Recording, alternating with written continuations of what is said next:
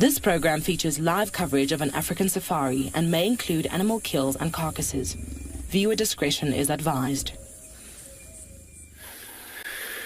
Good morning, everybody, and a very warm welcome to you all from wherever you'll be watching. What we have here is a mother lioness and 2 cubs. Good morning, everybody. So plans for this morning is we heard lions that were calling west of camp this morning. So I headed out, and this is also where we kind of left these 3 last night. Full bellies, I didn't think they were going to be going too far. We heard a couple of impalas alarm calling. So we came up and followed here. But welcome to Wild Earth, everybody, and welcome to your very own live safari from the African bush. This is so amazing. You can see how close he is to us. That is insane! Standing by. Hello and welcome to the Masai Mara. As you can see, I am sitting with the Sausage Tree Pride. This is SafariLIVE.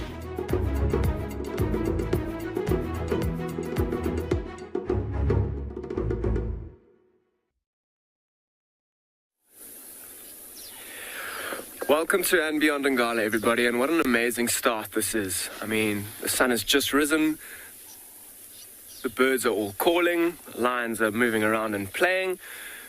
What an amazing start. And this mother, I'll actually try and move back a little bit. She's kind of just moved behind us.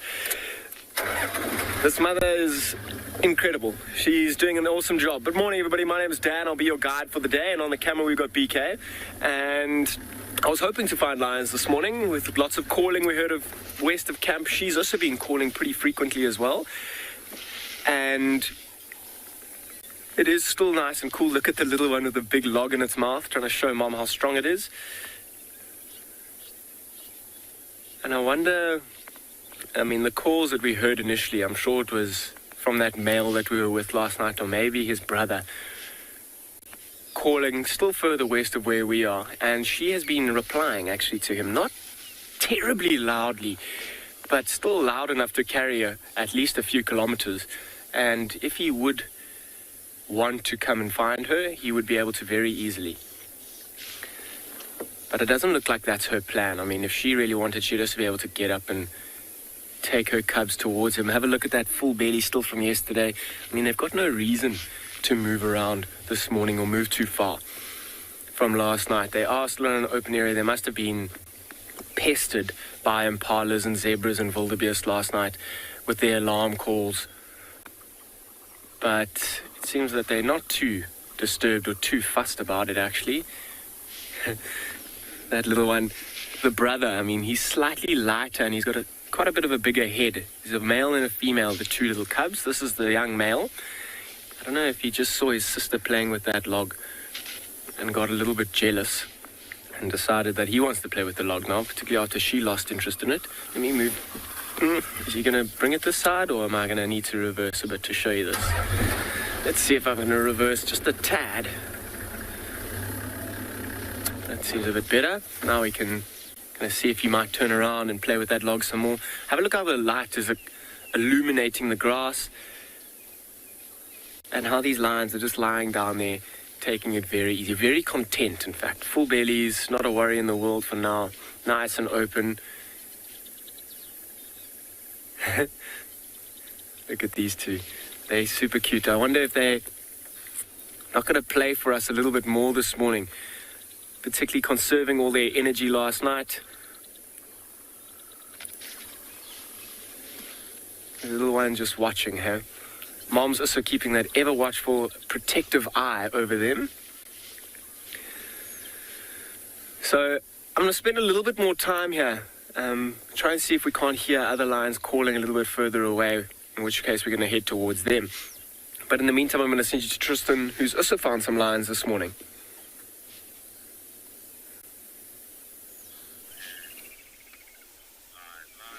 Well, we do have a lioness that is busy watching a whole bunch of impalas and a wildebeest. It seems as though quarantine is the place to be today. It seems as though there is a lot going on, and I'll tell you why in a short little bit. Before we get into all of that, let me say hello and tell you who I am and what is going on this part of the world. My name is Tristan. On camera, I've got Johan. And like I said, it's a very warm welcome to Djuma this morning. This particular open area, for those of you that don't know, is called Quarantine. And like I say, it is the place to be this morning. This morning, we have 3 different predators on this particular clearing. So we have the lioness. There's Tingana, who is probably about 300 meters, 400 meters to the south of where she is. And then there's a whole bunch of hyenas that are milling about as well. So there's a lot happening on Quarantine this morning. At this stage, she doesn't know about Tingana and Tingana doesn't know about her. And they're far enough apart to not be in visual range. They're both kind of hugging the edge thicket of the clearing on the western side. And kind of watching out over Quarantine. Now, this lioness is particularly watching these baby wildebeest and impala lambs, but it's going to be very, very difficult for her to get anywhere near them. And that's purely based off the fact that they are sitting in the most open parts of Quarantine. And so for her to get anywhere close to the 60-odd impala and a whole bunch of wildebeest is going to be very, very, very tricky. She potentially is going to be spotted quite easily. Now, I haven't had a good enough look at her, to be honest with you, as to recognize which female it is just yet. I haven't even looked at my binos. And I didn't want to go too close because I didn't want to get between her and the potential prey items that are around, as well as... Looks like the neck-eared lioness, doesn't it, from the Nkuhuma Pride? What it looks like. I might be wrong. A lot of you will know the lions a lot better. I haven't seen the Nkuhuma Pride in so long. I don't think I can even remember any of them. But it looks like her. It certainly doesn't look like the Shumungwe lioness. It's got those little nicks in the ears, little scar on the right side of the face, and the eye color. It looks very much like that Nkuhuma. I don't see any sign of other lions, so we'll just have to kind of get a little bit closer just now and have a proper look at her, but I think that's who it is at this stage. I know the Nkuhumas were on Arathusa yesterday, so they were kind of not too far from the edge of Djuma, so it makes sense if they're around and kind of milling about. Apparently yesterday they were all over the place and there was varying kind of groups of the Nkuhumas spread out over the sort of western part of Arathusa. So let's see what happens. I'll like I say, reposition just now and try and see if we can see a little bit better. In the meantime though, let's send you across to Trish so she can say good morning.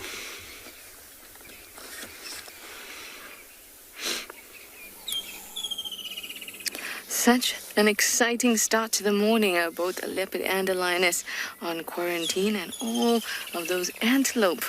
Ooh, could be a tense morning. Here we're at Treehouse Dam with a couple birds to chat about. And my name is Trishala and I have Theo on camera with me this very wonderfully pleasant morning on Djuma Game Reserve in the Sabi Sands. Gorgeous temperature, not even a need for a jacket or anything like that. It's lovely, but of course that means that it's going to get much warmer as the day progresses. At the dam, it's a little bit calmer than things up at Quarantine, and we have a grey heron as well as a hammerkop that are looking for breakfast. The hammerkop's been slightly more successful than the heron this morning and caught a tiny little fish. Get ready for an adventure of a lifetime. Wild Earth Travel is proud to launch a brand new grand tour. Backed by popular demand, join us for an unforgettable experience where you'll meet Wild Earth presenters from past and present, participate in an exclusive rhino conservation project, and even take a masterclass in wildlife filming. And of course, you'll get up close and personal with your favorite animal characters. Book your spot now and dive into the wild with Wild Earth Travel.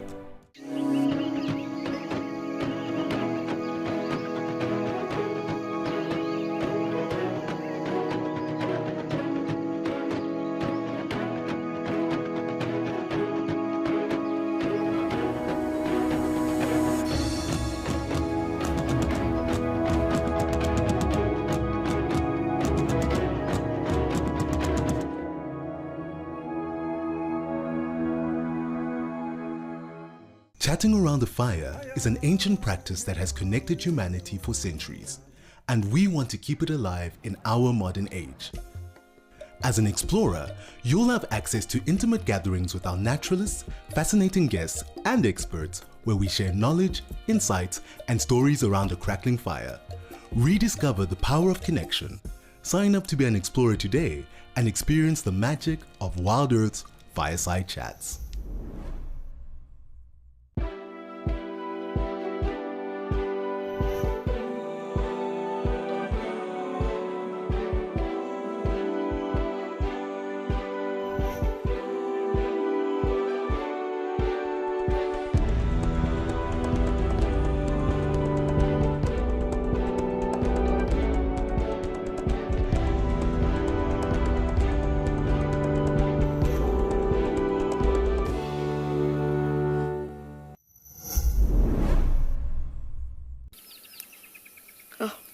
Shook its head.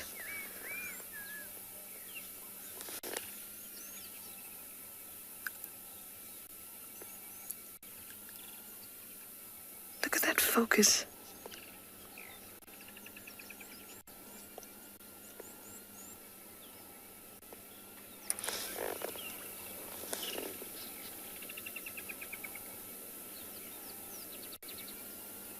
Still trying to eye out a meal.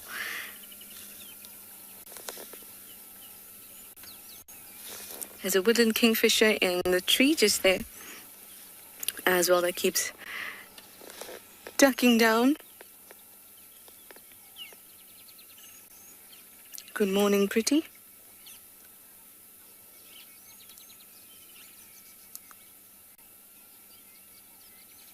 The feathers are so striking. Just as stunning. All right, well, this was a lovely, peaceful time at the dam, and we got to see some successful hunts going on here. But let's send you back over to Tristan on quarantine, where there is a lot of excitement.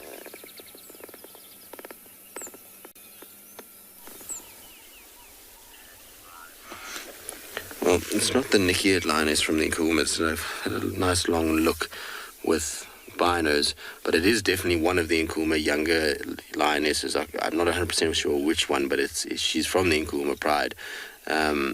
I think, and I stand under correction here, that it could be one of Ridge-Nose's original cubs, but difficult to see. Now you see she's backing off a little bit out of the clearing, and the reason for that is because the impalas on our left-hand side at the moment are coming closer, and so as they start to come closer, so the likelihood of them seeing her is really high.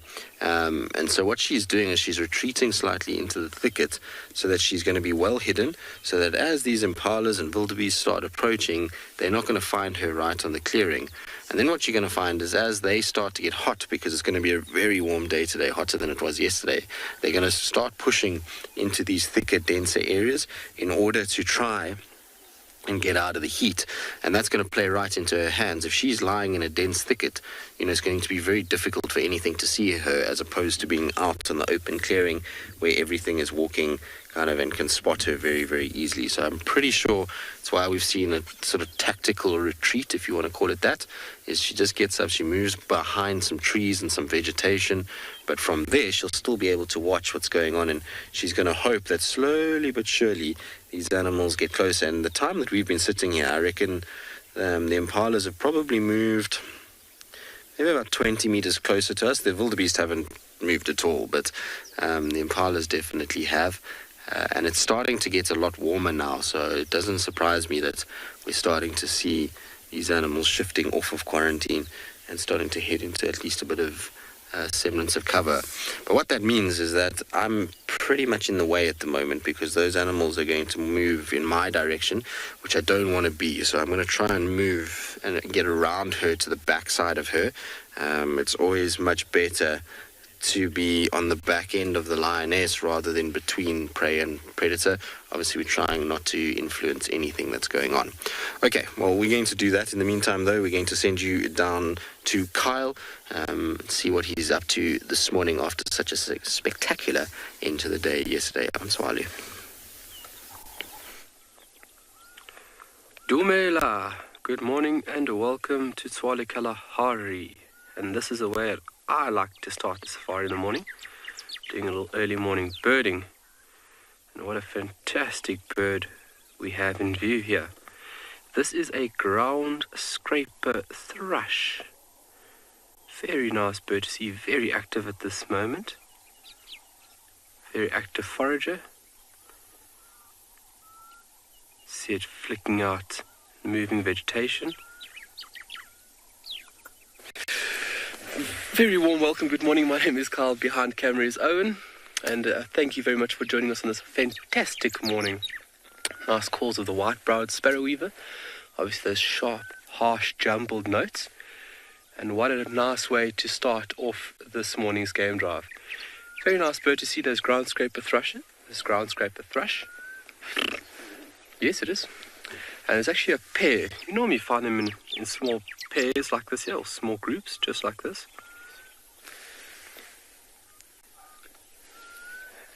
We're just trying to locate there for us. Very nice bird to see, and very distinctive markings. You take a look at the one busy foraging. You'd see a very distinctive line through the eye and that heavily streaked or blotched breast and tummy. Uniform gunmetal, dark gunmetal grey dorsal section or back section of the bird. Very, very distinctive. But a fantastic bird to see. Black cuckoo busy call in the background. Dawn chorus just starting to lift off. Please, for all our young earth warriors, please, if you want to communicate with us, any questions or comments, please feel free to do so. For all our young earth warriors, that would be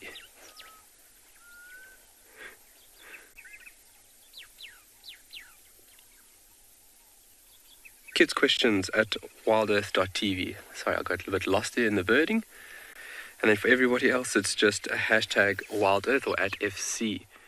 And don't forget that exciting and new initiative. If you feel like you want to get really involved, please go and check out wildearth.tv/explorer. So it could be feeding on a little ant nest there, or termite nest, more than likely an ant nest. It's continuously pecking at the ground.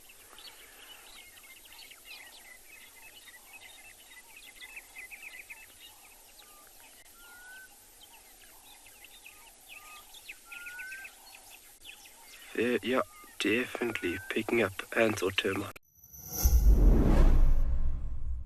Escape to the wild heart of Africa at Chitwa Chitwa Game Lodge in the renowned Sabi Sands. Come and meet Wild Earth's favorite animal characters with an exclusive offer. Pay for 3 nights and enjoy a 4th night absolutely free. Plus, kids go for free. Ready to make your travel dreams a reality? Contact Wild Earth Travel today. Your adventure of a lifetime awaits at Chitwa Chitwa. Wild Earth Travel, where every journey is an epic adventure.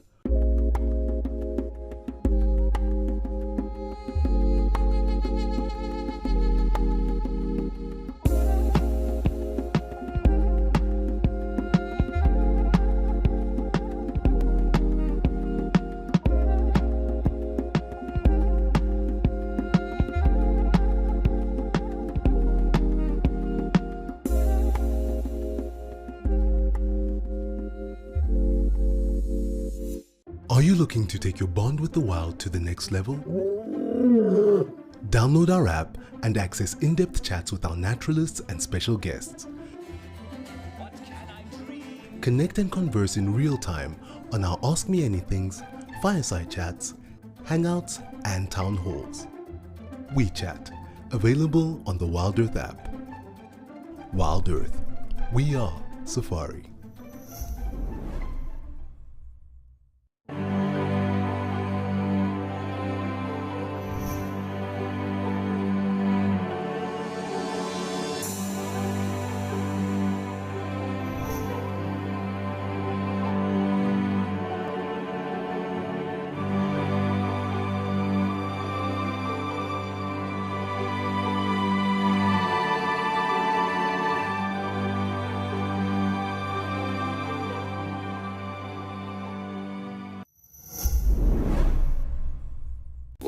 There we go, I think he spotted them, which is within time.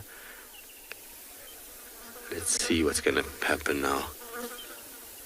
I mean, he's an old, experienced male, no Tingy. Now, the problem is that his biggest safety point is the marula he's about to pass now. There's a big tree behind him. There we go. I think he's spotted them now.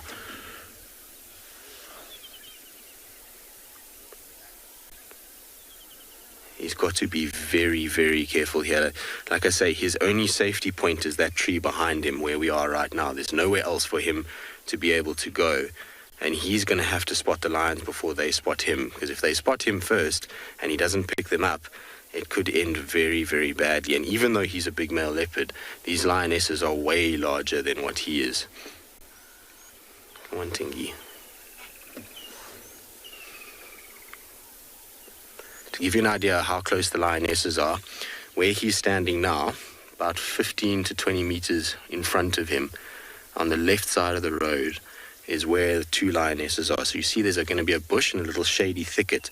That's where they're lying. So if I use the antenna of my radio, is right there. No, don't go in there, Tingana.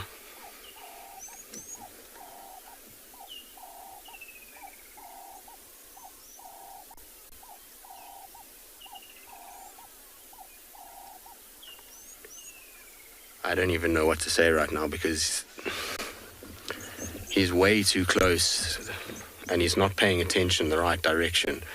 So the lioness that's further away is not the problem here. It's the one that he's about to walk into right now.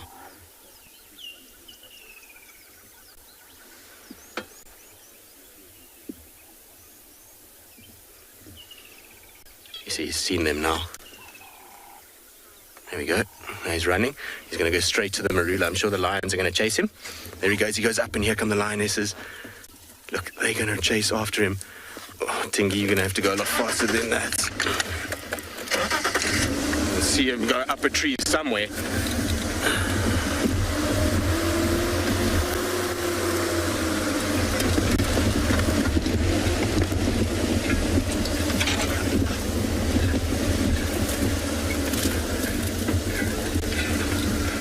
Try and get through all of this, which is not easy. It's not a very easy place. I see the lions in front. I think he managed to see them quick enough. Oh, there he is. He's up the tree. There we go. Okay, all good. Tingana, you're going to give me heart attacks, so I don't need it so early in my life. There the lions are on top of the termite mountain. Tingana is firmly placed up in the tree, which is crazy. I'm going to try and just get into a position here where we'll be able to line them up so that you can actually go from one to the other, which will be pretty cool. So if you have a look there, you can go from leopard in the background to lion in the foreground, which is absolutely ridiculous in every way, shape and form. You can just see his silhouette in the tree behind her at the moment. So that's where he is. He's, like I say, he's up a tree. He'll be fine up there. It's no worries for him. The lionesses, while they can climb that tree, that's going to be probably too kind of flimsy, a lot of those branches, for them to actually get to him. And there's no kill, so there's no real risk for these lions to be able to kind of chase that leopard up the tree and try and kind of injure themselves by going up there. But I'm glad Tingana managed to spot those lions before they spotted him, because he was walking straight into them at one point, which is not an ideal situation at all. I'm sure a lot of you, like me, had kind of heart in their mouths, felt like your heart kind of beating out of your chest at one point there. Alex, not that I've ever heard of. These guys don't like each other at all. I've never seen lions or leopards work together consciously to get food. What I have seen is many, many times one chasing something, and that then leads to the other one making a kill. So you might find something like lions chase these wildebeest, and then the wildebeest run into a thicket and the baby wildebeest gets caught by a leopard or something like that. That happens. But what you don't see a lot of is, well, you won't see, I've never even heard of it, is them cooperatively hunting, so helping each other. Remember that predators see each other as competition. They don't see each other as friend. So they know, one, is that they're dangerous to their own offspring to have predators around. Two, it's not a good situation to have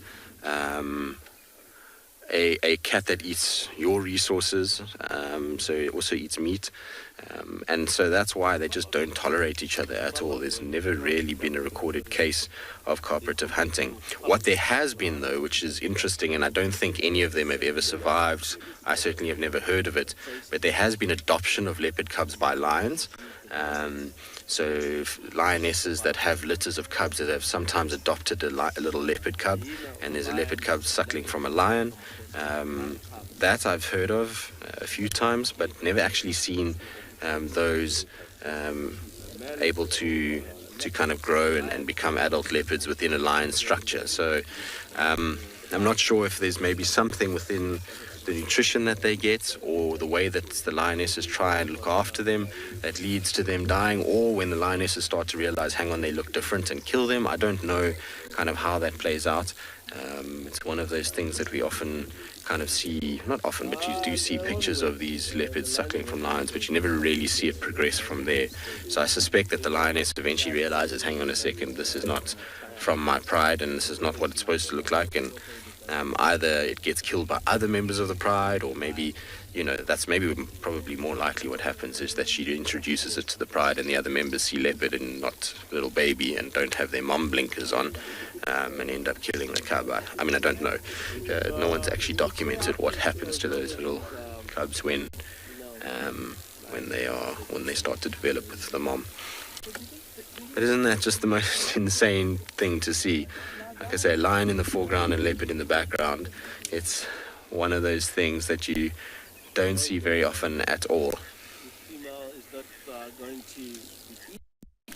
And they not really, no. I mean, hunting will take first preference, but they've got to assert themselves and make sure that they just send a clear message that they are in charge of what's going on. So you'll find that they will chase a leopard and they'll make sure that they kind of intimidate that animal as much as possible. But you can see now this lioness in the foreground, so the one that is kind of sitting here, she's not going to be kind of worried too much at all. She's hardly even facing Tingana anymore. Mostly she's just having a bit of a nap. You can see her eyes closing in the morning sunshine. So what does happen a lot of the time is when they chase these leopards is that they end up lying down, and then they kind of basically keep that leopard up the tree because they lie right next to it. And what happens is the leopard will sit up there and wait and wait and wait, and once it sees the lioness is completely flat and sleeping, then they try and sneak down and run away as quick as possible before the lionesses can notice that they have gone. But sometimes that can be an all-day thing. I have seen leopards stuck up trees all day long with lions sleeping underneath. So it can be a long, long, long morning for Tingana, but hopefully what's going to happen is these lions are going to move off and allow him the chance to come down. Nkohumas, you haven't been here for ages, but you come back with a vengeance, don't you? I'm glad, though, that they didn't grab Tingana. I was kind of hoping that was not what I wanted at all. It would have been a very, very disturbing thing to witness, a leopard being taken by lions. It's not a pleasant thing, and it does happen. There's been a lot of lions that even at Tingana's experience level have been taken by, a lot of leopards, should I say, that of his experience level have been taken by lions. So good that it's all worked out and he's managed to somehow evade them. Luckily he spotted them, because if he hadn't spotted them, he was going to be in big trouble. He would have walked straight into those lionesses, and it just goes to show you how perceptive they are. I think what happened there is he actually saw the first lioness, which was the one right in the open clearing, and then he thought to himself, no, I need to get away from her, and he was going to cut into the bush and play it casual and just walk through the thickets around her. But obviously there were the other two, like I say, that were in there. Shame, boy. It's been a long time since he's had to climb a tree for anything other than food and to pilfer from somebody else. So this is a different experience for him at this stage. I'm sure the lionesses are just milling around underneath the tree at the moment. They doubt they're doing too much else. They won't really climb that tree if there's no food up there. A lot of you would think that they would go up to try and fight with him up there, but they're not as agile. So if there's no carcass up there, they're not going to go up for anything or for any reason. They'll rather just sit at the bottom and just watch him.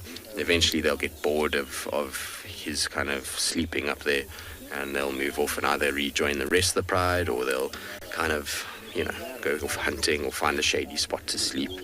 And that will be the gap for him to get out and to move off.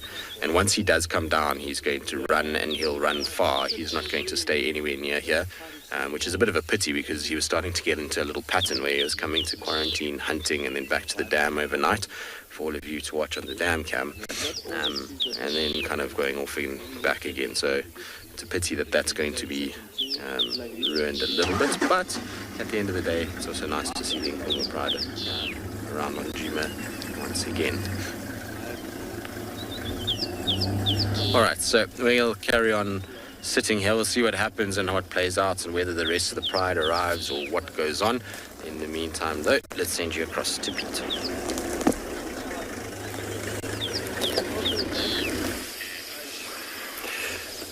Good morning and welcome to and Beyond Phinda Private Game Reserve. We've just come across this lioness with two relatively young cubs. Really, really beautiful sighting here. It's really, really nice weather, nice and cool this morning.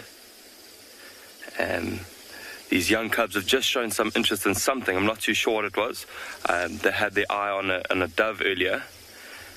And at this stage, they're obviously not taking part in any hunts, but they are showing interest in maybe birds and small little animals, just to practice their hunting techniques for now. But I'm Pete, and behind the camera we have Glenn. And this morning we've got quite an exciting lineup for you. Really nice weather, so hopefully the animals are quite active for a little bit longer. The one cub has just gone behind a bush now. She seems to be just taking rest now on that nice black cotton soil. It's a really nice and soft soil. Usually in summer when there's a lot of rain around, this is actually a water hole where there will be a lot of animals attracted to here. You can see even all the little footprints all over the place where elephants would have made indentations, rhinos, anything that's got quite a bit of weight behind it.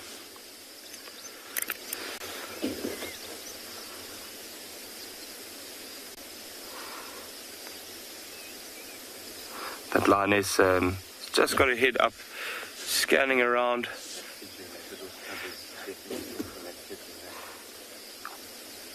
So Glenn's just said to me now,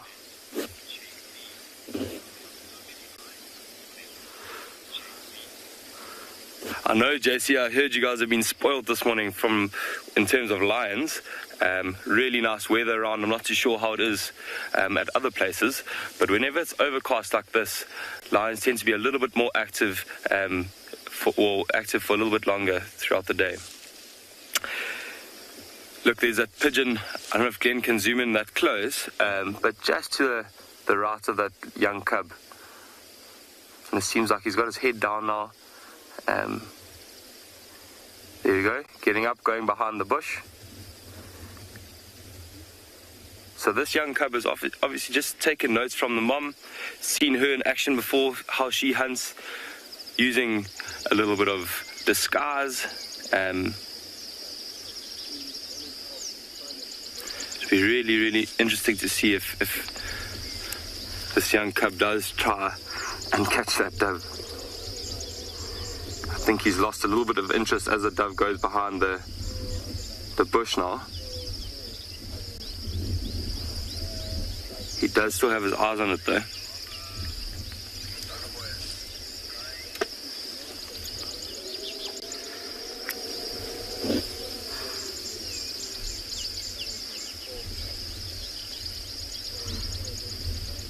There you go, he's given up, going back to its sibling. Never mind, changed his mind again. That other sibling as well as that other young cub has just crouched down on his haunches there as well, keeping an eye on what the brother is doing. thinking, should I join him? But also that soil looks so nice and comfortable. I think she's decided just to lie there and watch what happens here.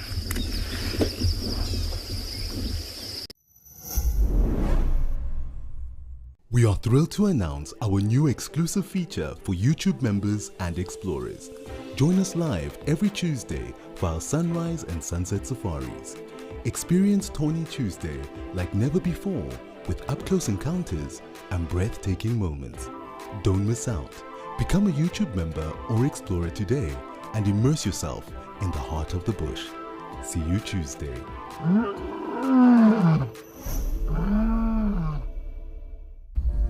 Discover the wild beauty of Amakala Game Reserve, where adventure and luxury meet.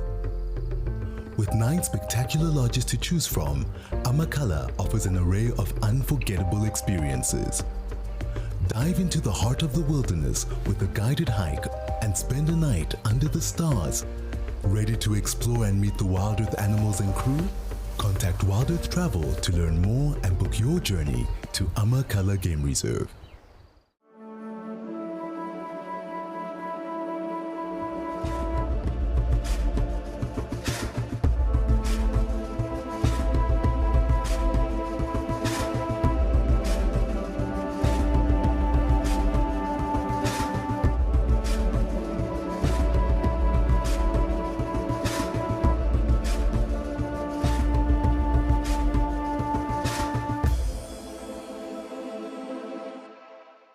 Thank you for joining us and have a fantastic morning. Did you miss all that?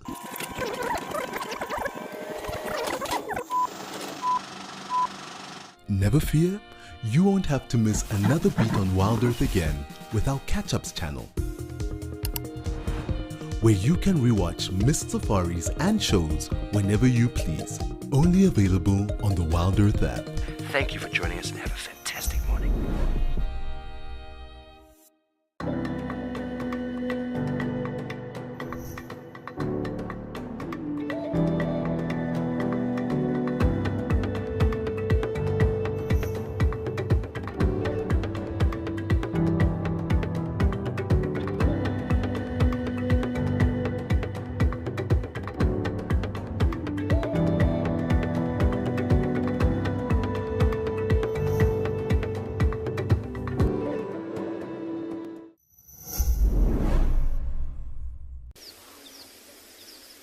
She got a bit of a fright from her cubs there. Really nice to see all this playfulness here. And see that bond between them is really, really close as well.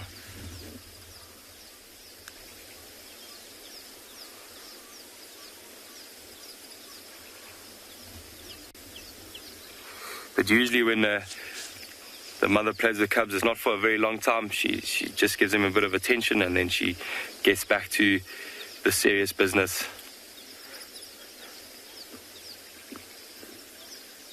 A little bit of a toilet break now.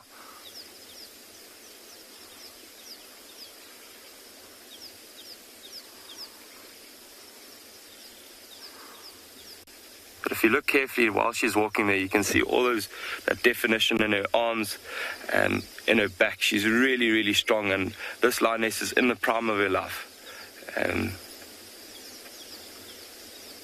This is her first litter, so she's doing really, really well here. There we go. Very playful. You can still see that she's quite youthful still.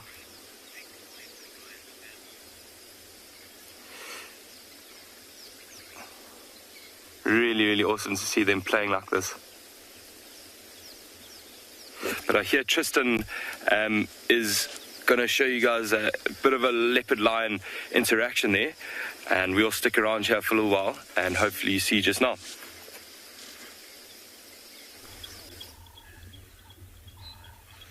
As you can see, not much has changed. Here, Tingana is staring out because the impalas behind us are going absolutely crazy, which means I'm pretty sure they've spotted those lions. So he's watching in the distance there. You can see he's got quite an intense look on his face now. He's had a tough morning, has Tingana. Life is not always easy out here. For any animal, you would think that a leopard would have it easier than maybe some other creatures, but that is not the case. You'll find that they, on their day, can also have tough ones, just like we do. And I mean, this morning he's been chased by hyenas, he's been chased by lions. It's been a rough morning for the Duke. But luckily, he's an experienced fella, so he knows exactly what goes on and how to get himself out of things and able to kind of deal with certain situations. And it makes you think, how many times has this happened to him in his life? A lot. It's probably more than we even realize. We know we've seen multiple different leopards chased by lions in the past, but including him.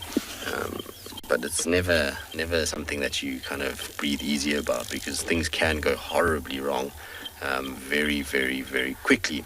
The last kind of incident I remember, well, in this area of lions getting hold of a leopard was, and to do with the kind of leopards we follow, was one of Tundi's cubs that was taken by the Styx Pride.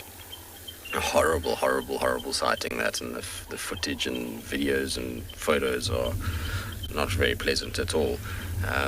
And he just unfortunately slipped slightly as he was trying to get up the tree, and they grabbed him by the tail and kind of pulled him out and yanked him out of the tree, and then sort of systematically killed him, much like they would if they were in a kind of fight with another pride of lions. So it was not an easy thing to watch, that, and that's what you never want to see. So kind of when he was approaching there, I was just hoping that we weren't going to get an incident of that ilk. It's not funny when that happens at all. No, James, I suspect that he's not thrilled at all. It's like when you have those days where you wake up and everything just starts to go wrong. You kind of get out of bed and stub your toe, then you spill your coffee or your tea, then you kind of go out and there's traffic, and then you kind of have maybe a car accident. That's the kind of morning Tingana's having at this stage. So I'm not surprised he's not looking chuffed with life. It's not the kind of start to one's day that you would want to be, like I say, chased by hyenas first and then having to be treed by lions, when you just want to go on your morning stroll and go and get yourself an impala lamb for breakfast. Things didn't quite work out that way today, Tingy, but that's okay. He's survived, so he'll settle down and won't be so grumpy by this afternoon. And I don't think the lions are going to stick around too close to where he is. I suspect what we're going to see is that they're going to get hot, and they're going to go try to find some shade, and then he'll be able to get down and go and do his own thing and find somewhere peaceful where everyone will leave him alone. The problem is because it's going to be very, very hot today, I wouldn't be surprised that there's going to be a lot of elephants which are going to disturb him at some point today as well. So he's got lots to look forward to. I think it's going to be a long day for you, Tingy. But at least the sun will come up again for him. He's managed to avoid any sort of negative thing with these lions, and at least he didn't have to get into confrontation. I at one point there thought that we were going to have a big problem, because I actually thought the lions were slightly closer than they were. I kind of misjudged the trees. I couldn't remember exactly which tree they were under, but I thought they were within a few meters of him, and luckily they weren't. There's a good kind of 10 meters between the two parties, and that allowed him to get away. And because he made the break before they did, so he started to run before they did, he had that little bit of a head start, and that allowed him to get up into a tree.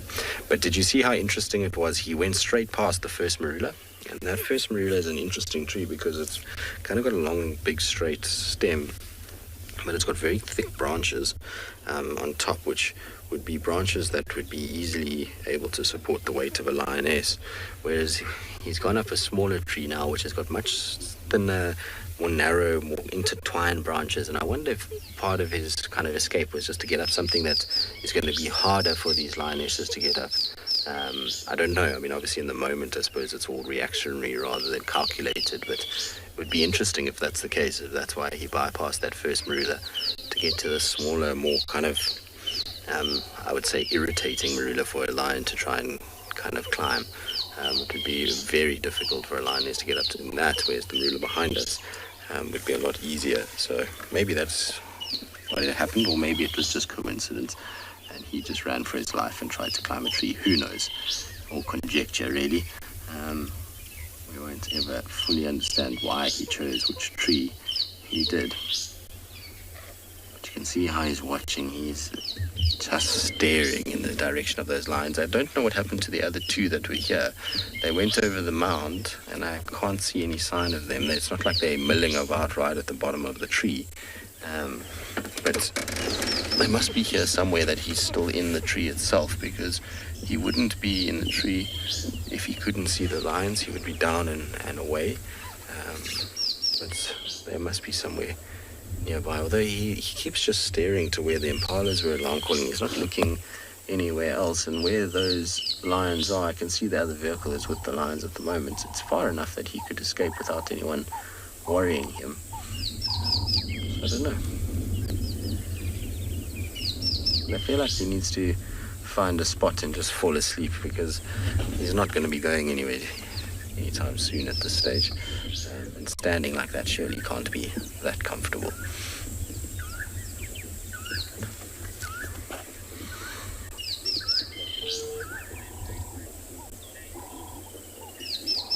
Beverly, in lions not so much, but in leopards very much so. Their food preferences do change.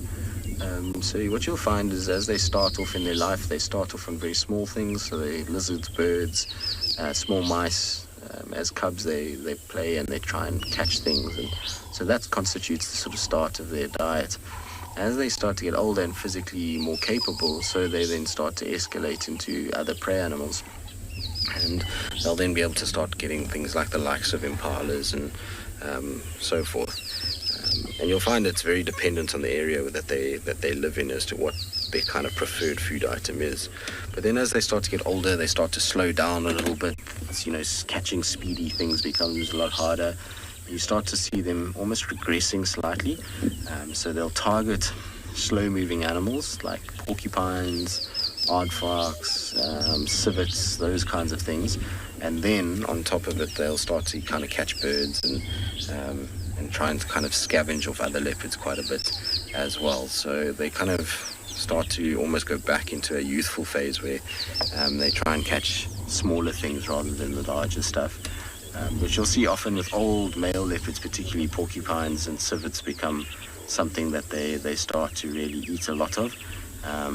And a lot of them actually, it's kind of the beginning of the end for them, because when they start to do that, they expose themselves heavily to all kinds of issues.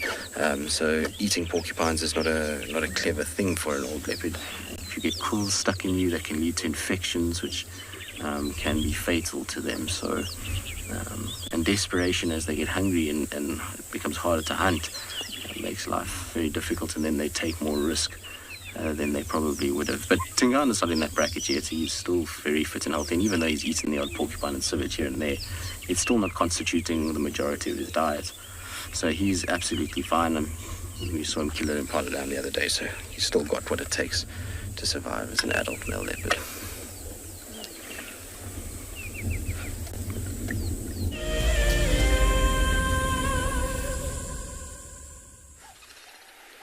Well, welcome to your few minutes of pure bliss here on Tswala Kalahari. And what a beautiful scene to do it at.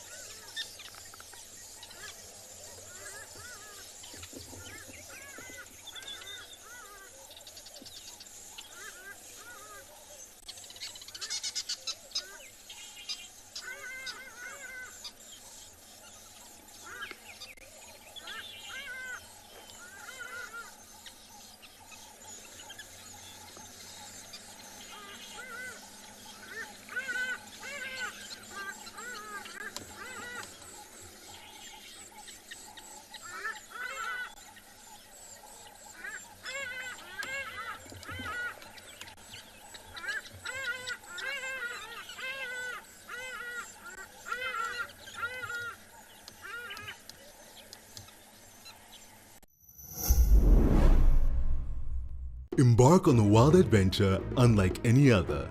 Join our membership program for an ad-free journey through the heart of Southern Africa. Witness the majesty of wilderness uninterrupted by pesky adverts or annoying intrusions. With our ad-free membership program, you can avoid missing any of the important moments and unlock all sorts of other perks. Subscribe now for an ad-free experience across our entire channel. Immerse yourself in the wonders of the wild and stay permanently connected with nature. Discover the untouched wilderness of Botswana at Mashatu Game Reserve, now offering free flights from Johannesburg. Book 3 nights and enjoy an extra night for free. Experience a starlit night at the exclusive Lala Limpopo Sleepout Hide next to the Mashatu Waterhole, previously known as Pete's Pond. Contact Wild Earth Travel today for a unique itinerary which includes Mashatu, the land of giants. Wild Earth Travel, where every journey is an epic adventure.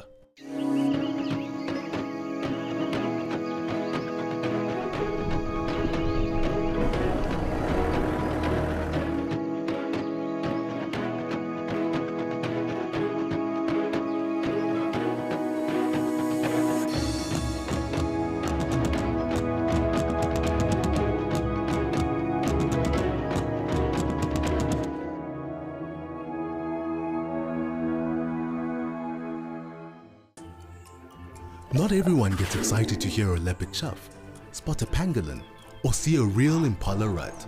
But if you are wild about the wild, you can become part of a community of like-minded nature lovers and share authentic wildlife experiences with the world.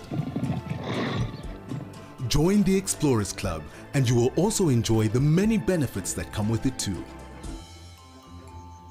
Wild Earth Explorers, it's in your nature. Fancy playing Safari Snaps? Or showing off your photo skills in fun competitions? How about sneak peeks of our brand new camera spots and live chats with fellow Africam fans? Well, Africam All Access has got your back. Just head to Africam's YouTube channel, hit the join button and select Africam All Access. You'll unlock Africam premium website perks and all the VIP benefits of our YouTube memberships.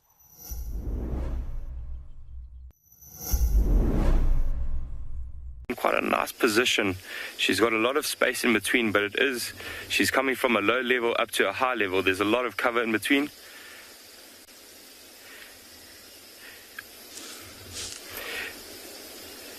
If you go back down towards where the cubs are, they're looking at mom. They must have seen the warthog as well and looking at her thinking, is she going to take this opportunity?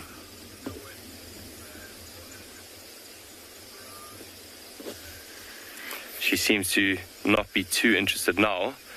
Looked around.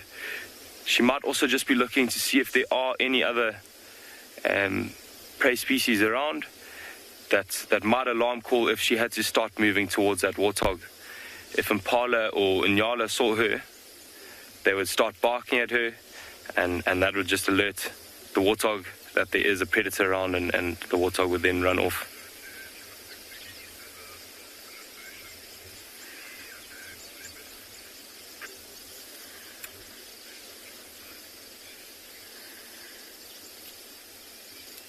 So we're going to stick here a little while. Doesn't seem like she's moving just yet, but I've heard that Carl has a bird in a tree, which will be quite interesting.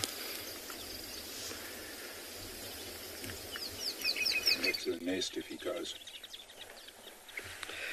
Well, welcome back. So another bird we haven't had the luxury of seeing, and there's 3 of them, just taking it easy on this fairly cool morning. Doing a little early morning preening session, realigning all those feathers, pre-flight checks basically going on here. This is a bird called a speckled pigeon, and fairly easy to recognize. If you look very close, you're going to see this beautiful red eye ring, basically encases the eye. You're going to have this light pinkish throat, and then those prominent speckle-like patterning. Those little white spots running down the wing. Very beautiful bird to see. But that red eye ring and those white speckles being very distinctive to ID the species.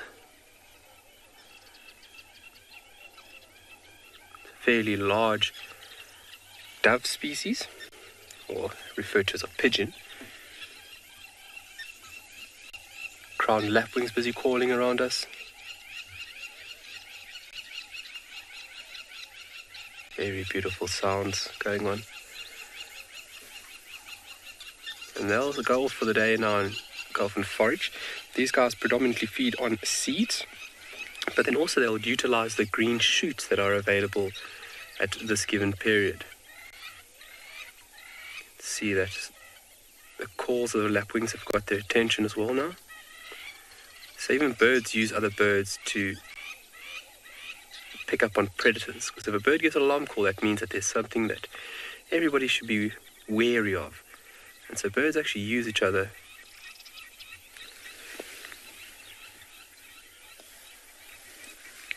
Mike, good morning. What is the difference between a dove and a pigeon?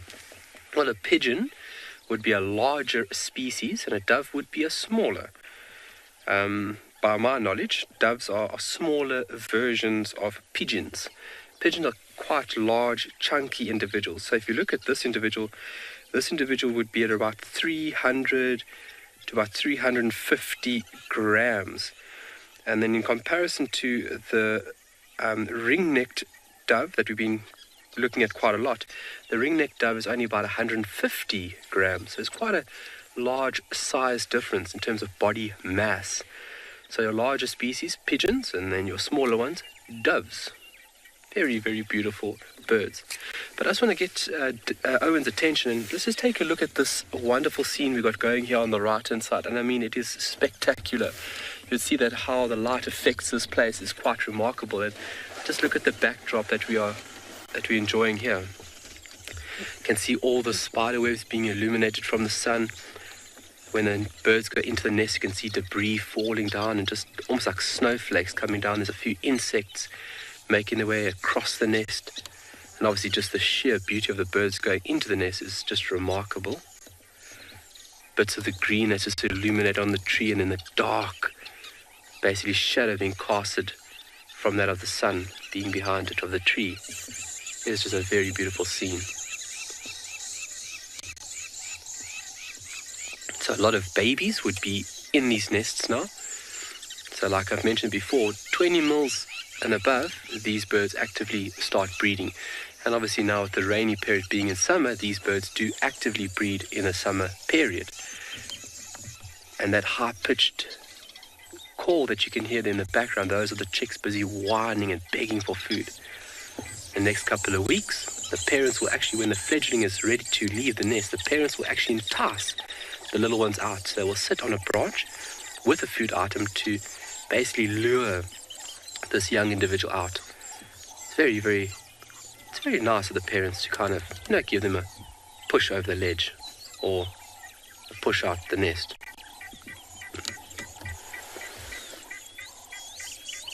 But obviously those little chicks now become a viable food source for a lot of predators, from birds to reptiles, small mammals. And that is all obviously in effect. If you don't have that predation, you would have these social weavers, reaching exponential population proportion or size. So the role that predators play along with these individuals is a very, very fine balance. Sure, that is just amazing. Got a lot of spider webs in the background there. More than likely by spiders, it could also be by caterpillars, a lot of caterpillars. Oh! Ah! Hardy dove, ibis. Very distinctive call, and a call that people really dislike, especially around the city areas of Johannesburg. Very distinctive call at 4:30 in the morning to wake everybody up.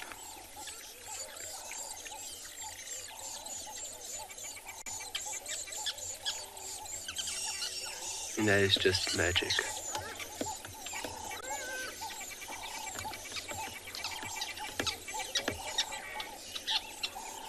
So now with the abundance of insects, this is what they'll be feeding these little chicks. Obviously protein is a very, very solid substance to be feeding a developing individual. There's nothing better than that. All the insect activity is also being utilized by these intermediate role players. Here you are.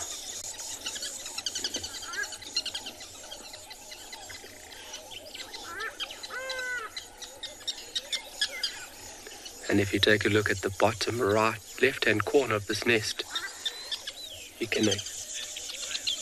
Oh, all right. We're going to send you off to, I think it's Pete and some thirsty lions.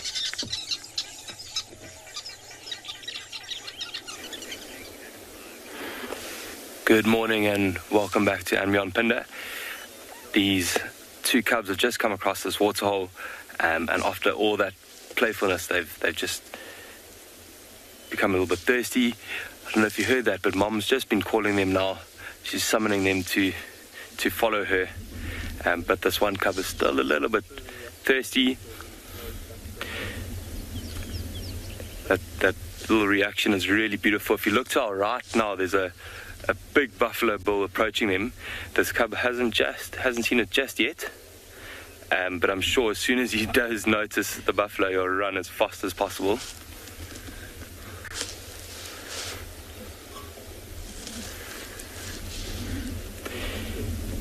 I'm sure if these buffalo had to come across these cubs without the mom around, it would be quite an interesting story that would unfold. I think the buffalo would chase these cubs, and I've read about it where they can actually kill the cubs and take them out because they are such a threat to buffalo. But because this mom is by herself, she's definitely not going to even attempt to show any interest in these buffalo here.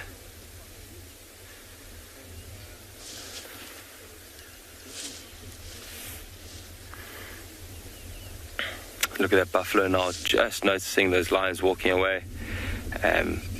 Not even really showing any interest in them.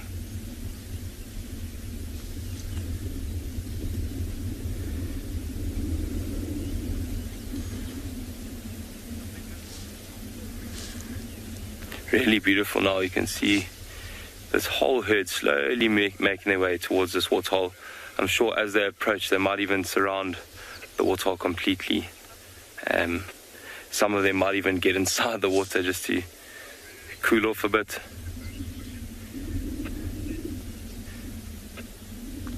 But as they're walking towards us, you'll notice that most of the buffalo that are close to us now are slightly older. And these buffalo are really an important part of the herd, and they're called the pathfinders, and they lead the herd out into the grazing areas. They're the most experienced. They know where to go and graze, and then they also know where the water is. So they'll be at the front, and all the rest will be behind. Join the Wild Earth YouTube superfan community and unlock a world of additional perks. Get exclusive early access or discounts to Wild Earth travel deals. Wear the best bush attire with merchandising discounts. Enjoy an interactive live monthly private safari. Don't miss out on the ultimate fan experience. Join the YouTube superfan community today. Are you ready for the adventure of a lifetime? Discover the magic of Africa with Wild Earth Travel. From a big cat safari to a jungle trek with gorillas, picture yourself floating down the Zambezi River or witnessing the breathtaking wildebeest migration. At Wild Earth Travel, we turn your bucket list into reality. Don't just dream it, live it. Plan your incredible life-changing journey with Wild Earth Travel today.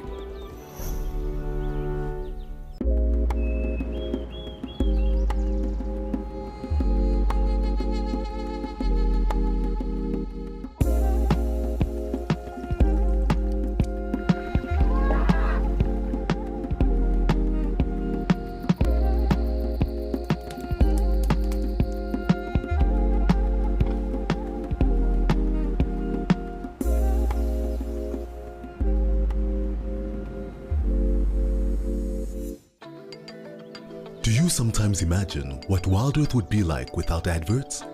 A chance to properly immerse yourself in nature without any interruptions.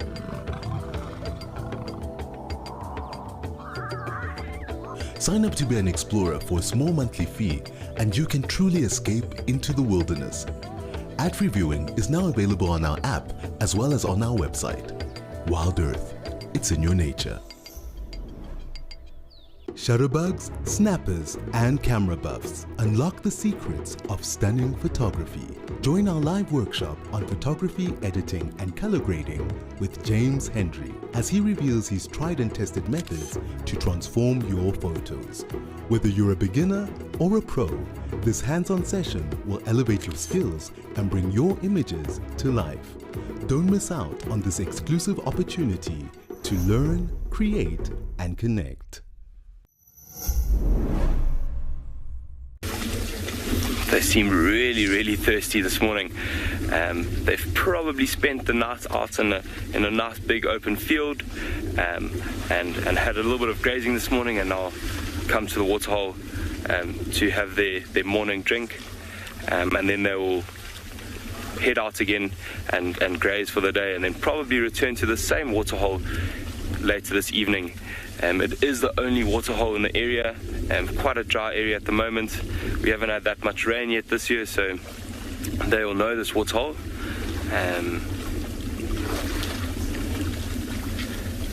So it's a really an important part of their lives. Like I mentioned earlier, look at them. Some of them have gone almost knee deep inside this waterhole now.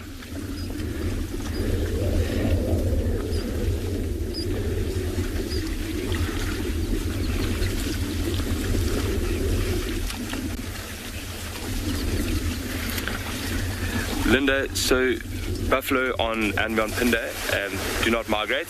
They are nomadic, so they'll roam around and follow where the grazing is. So this big buffalo bull just came and interrupted everyone, gave them a bit of a fright. But Linda, back to your question, they're very nomadic, so they will just follow around where the grazing is and where there's water. They are incredibly water dependent, and if there's a drought, they're the first animal to really struggle.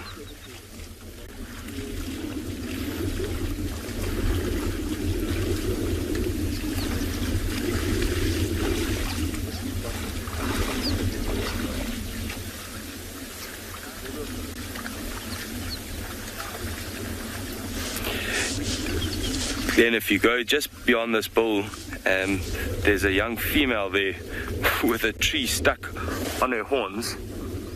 Or sorry, a branch rather stuck on her horns there. And often what they'll do is if they've got a little itch on their ear or on their face somewhere, they'll rub their face up against a tree, and that looks like a small timbwurti tree that she's been rubbing up against. It's quite interesting. You can see a bit of the tree left on her horns there. That greenish color that's just popping out there.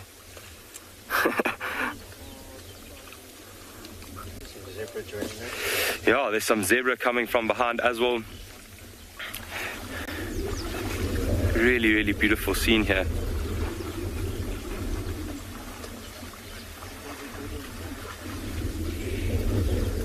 The zebra look nice and clean. We had a little bit of rain last night, so they look like they've just had a nice bath. Look, as they're approaching the waterhole, they won't go and drink close to where the buffalo are. They'll rather come and find their own little spot, and you see they'll kind of keep away from the buffalo. They respect their distance, and now as that buffalo is approaching them, they're moving off slightly.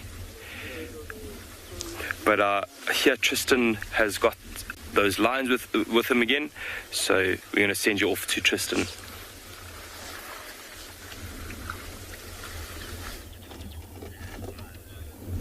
Well, as you can see, that was where we were with Tingana, but he's come down and disappeared, and we have decided consciously not to follow him. Oopsie, there goes my game drive radio. Sorry, Lance. We've consciously decided not to follow him, purely based off the fact that he's had a rough morning already, and us crashing in behind him is only going to stress him out more, and there's no really reason to do that. We're not here to stress animals. We're not trying to, increase their stress levels. We rather want them to kind of see us in a positive light rather than a negative one. And it just didn't feel right to follow him. He's had a tough morning already. Between being chased by all these different things and stressed out, and he just, I think, needs time for himself. So rather than us crashing around him, making him feel as though he's a bit jittery, we decided we'd stay a little bit with the lions. Although it's only 3 members of the Nkuhuma Pride. I don't see any others. I certainly haven't found any signs of other members here. And I wonder if that's starting to be an indication of what might be happening within the Nkuhumas going forward. That pride is big. It's way too big to survive here as it stands.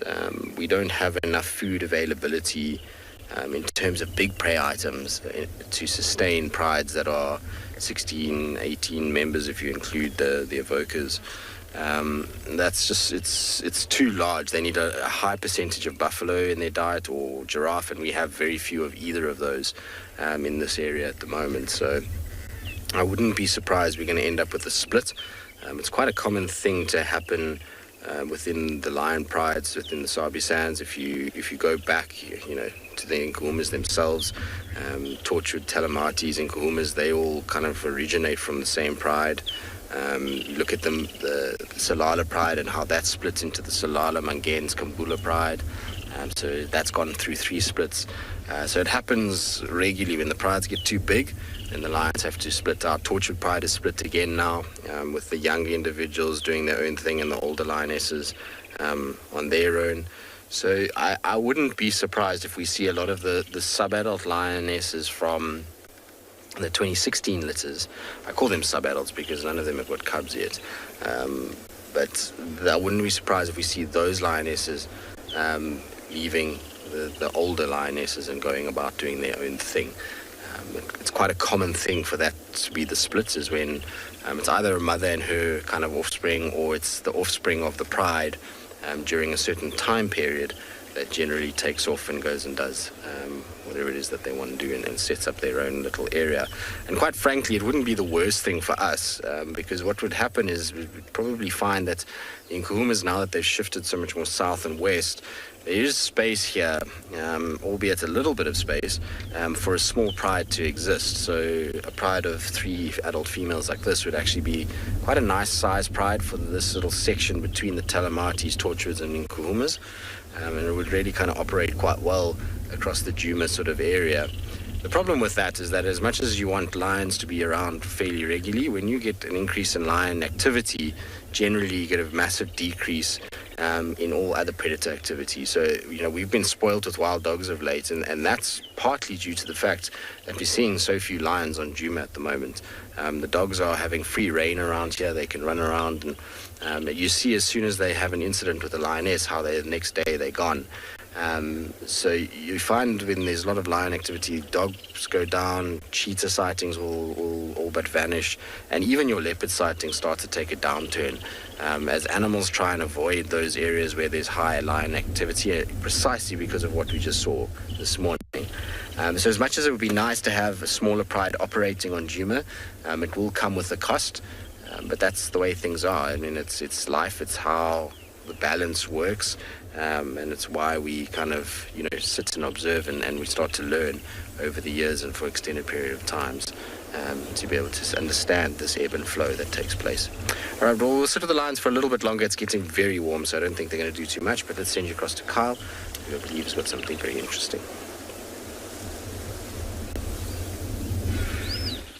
You're not going to go in this way?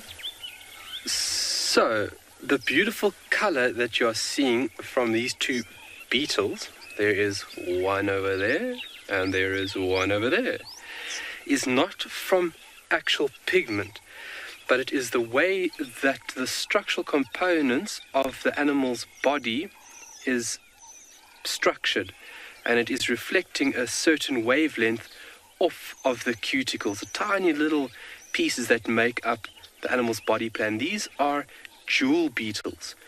And jewel beetles, hence the name jewel, they actually look like pieces of jewel. And I mean, it is absolutely stunning. The color that is coming off of these little insects is remarkable. So jewel beetles come in a variety of Sizes anywhere from 2 to about 50 millimeters, so fairly large, 2 millimeters up to about 5 centimeters in length. That would be about yay big, my finger next to them. So it's quite a large individual. And they have these elongated body plans. You can see over here, it's quite an elongated structure. And if you think about beetles, beetles are very, very diverse in terms of their body plan. And the stuff that makes up the body plan, the chitin, obviously has allowed them to diversify and inhabit multiple environments across the globe, also making them one of the most abundant in terms of species across the world. There's about 380,000 described species of beetle. And this body plan, and as well as the stuff that makes up the body plan, has given rise to their success. These two individuals are just resting now. Obviously, it's still a bit cool. Insects operate in a more warmer temperature range. When it's cool like this, they tend to be very, very static. And I mean, what an amazing insect to be looking at. Absolutely mind-boggling. So just on a quick count, I read something a couple of minutes ago that some of these insects go through an immature stage that lasts up to 35 years. 35 years. I mean, that's remarkable. And just thinking about their role that they play is obviously very important. And beetles play a role of multiple roles, from being predators to being pollinators to being prey, you name it, even being a host for certain parasites. But really, really beautiful to see this little individual sitting on this leaf. They are sitting on a velvet raisin bush, and what initially got my attention is I was busy looking over here, and there's a lot of little caterpillars around and on this tree, and it is very busy.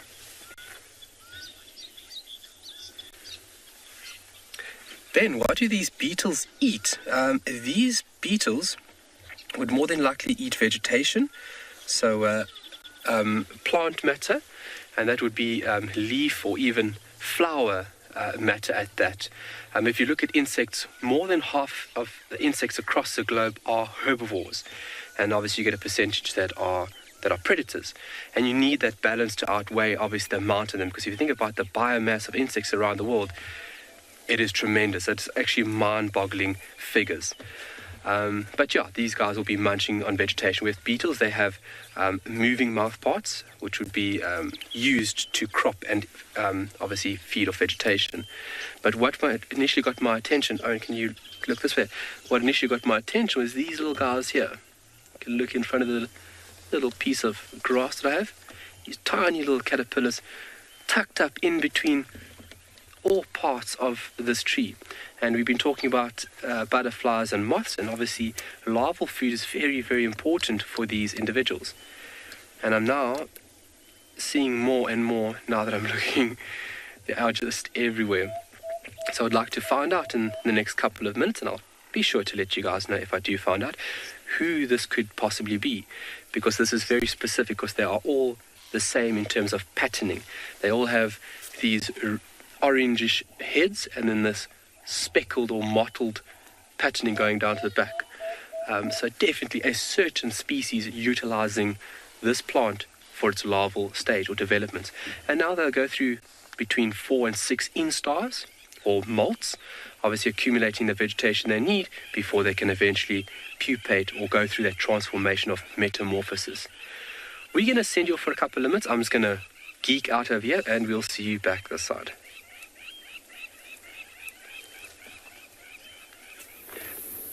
Welcome back, everybody. Now, we're kind of stuck here for a moment. I don't know if you can see, but maybe 1/4 of a foot in front of the vehicle. She is moving now.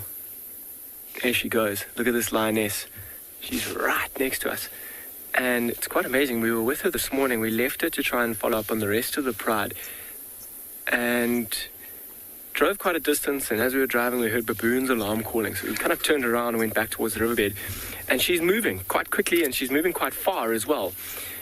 Particularly, it is warming up quite a lot as well. And her little cubs are, I wonder where they are right now. I wonder if they're not ahead of her, or if they're right in front. Oh no, they're right in front of me, so I'm not going to go anywhere. I just got to a glimpse of one of the tails. I might be able to move back a little bit. They might, no, it's not the shade of my vehicle that they're using, so let me move back a little bit, see if you can see them. Have a look at them. They've just kind of reappeared in the picture in the front. Keep going, Beak says. There we go. More. Cool. Quite amazing. I mean, as we were following her as well, we found the baboons, we saw them alarm calling right at her. There she's crossing with this two little ones following behind her. And as we stopped and turned off, we heard Impala's alarm calling. And that's exactly what I think she's listening to. She's trying to see if maybe there isn't a food opportunity, potential for a meal. Maybe a leopard's taken down an impala not so far away from here. And she's going to go in there, and if a leopard has, or even a hyena, she's very likely going to go and steal it from them. But it's quite interesting. I mean, she is being quite brave, taking her two little cubs to an unknown impala alarm call, because if it is maybe another pride of lions or a huge clan of hyenas, it will put these two cubs in serious danger, in fact. So she's up and moving. I wonder if these two aren't going to get up and follow her as well. Let's give them a moment. She's kind of walking slowly through the thick bush. She'll stop every now and then and listen. And these two are watching her very closely, learning. See how their heads are kind of going different. There we go. One up. Here it goes. Other one up as well. Here it goes. Following Mom's exact path. Being sure not to let her too far out of her sight, or out of their sight rather, and so that they can keep following her. And Mom wants them to follow as well. If she didn't, she would have kind of let them know. Okay, so I'm going to try and reposition, see if we can't follow and catch up to Mom. And let's see what's happening here. I wonder how... Oh, she's coming back. Changing my mind a bit. So she's now... Where are you going? That's the two little ones come through. So she has kind of just changed her mind. I wonder if she's not doing a little loop around, trying to see if she can't spot the impalas that were alarm calling and try and take them by surprise, or even the animal that they were alarming at by surprise. Oh, she's now just lay down as well. Let's see if we can't find a better position to get into here quickly. Very interesting.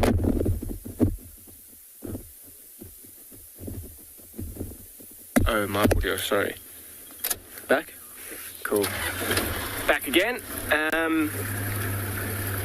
So, let's see. Let's try and get in here. Watch your head here, BK, and the camera. Just going to turn off and allow this vehicle in front of me to get a good spot. So a bit of a tricky spot that she's lying in. And I'm going to try and keep my head out the way as well. Be very interesting to see what her next move is. She looks like she's picked a shady spot. And so I wonder if she's not listening. Listen, don't know if you can hear that. Those impalas are still alarm calling. We should probably prepare to move fairly quickly. Wildearth presents Safari Spotlight, your front row seat to the wonders of the wild. Join our expert naturalists each week as they guide you on an unforgettable journey through the heart of nature. Looks like this female came out here. What a privilege to be here. Subscribe to the Wildearth YouTube channel and never miss a moment of the adventure. Wildearth, connecting with nature. Get ready for an adventure of a lifetime. Wildearth Travel is proud to launch a brand new grand tour. Backed by popular demand, join us for an unforgettable experience where you'll meet Wildearth presenters from past and present, participate in an exclusive rhino conservation project, and even take a masterclass in wildlife filming. And of course, you'll get up close and personal with your favorite animal characters. Book your spot now and dive into the wild with Wildearth Travel.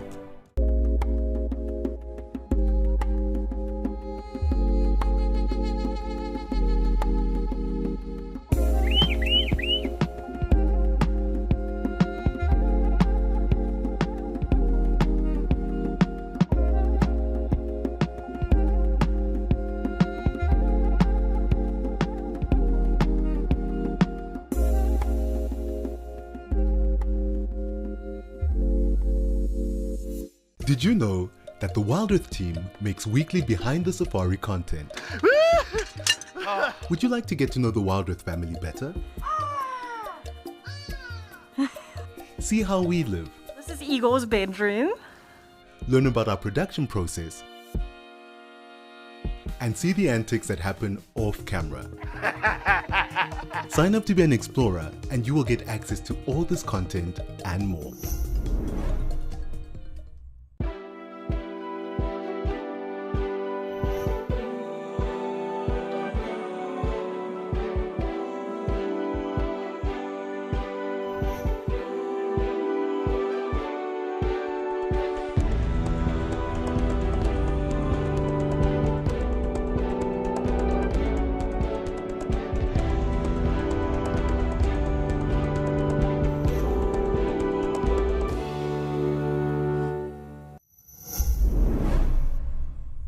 You can see she's got her eyes fixated on something, ears pricked forward.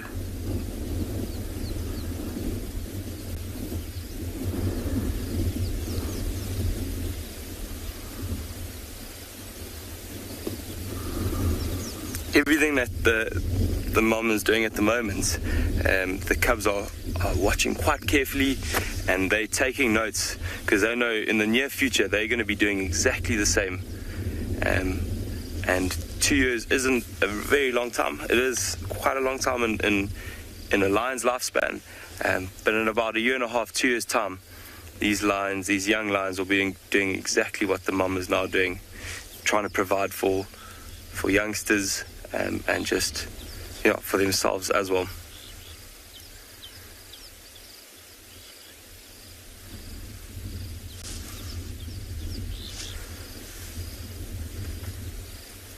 You can imagine a termite mound gives a lot of elevation, a really nice spot to climb up on. Cheetah often do this as well when they're looking for something to prey on, or also just to keep an eye out for any potential predators that might be around. They often use these elevated points, and termite mounds are a great one.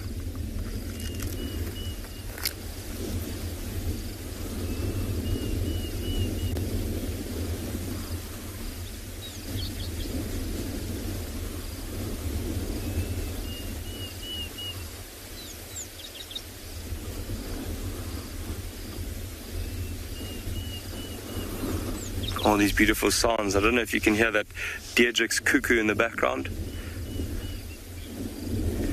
It's a really, really beautiful sighting here, and with that mountain on the background, the lights really nice on these lions. That red color is also a color that we don't really see too often in Phinda, and it's a really special soil type. It's quite a clay-based soil.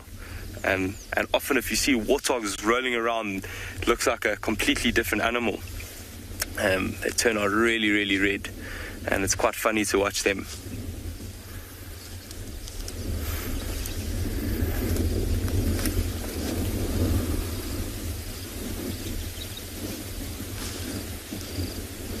They've just gone behind that bush. I'm going to try and move the vehicle slightly. See if we can get a different angle here. Just go in front of them, see if we can get them head on.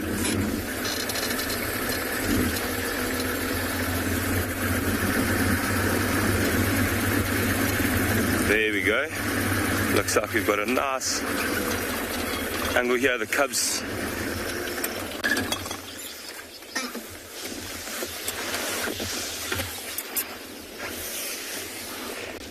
Nirvana Girl, that's a great comment, and it's very true.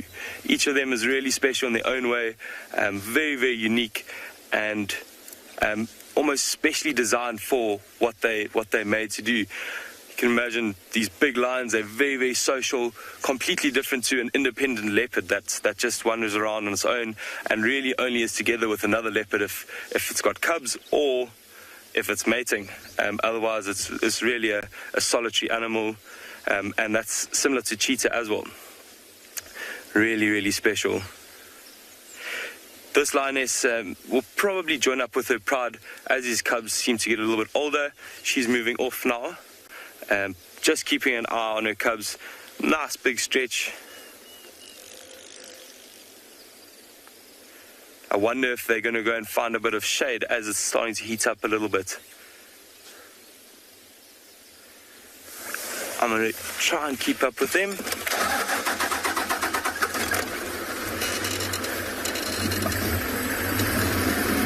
They've just gone down into that dry waterhole that they were in earlier.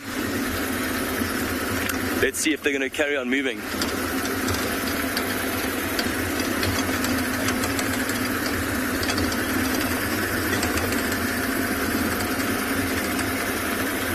So we're going to keep up with these lions, and I heard that Carl has some interesting insects for you guys. So see you later.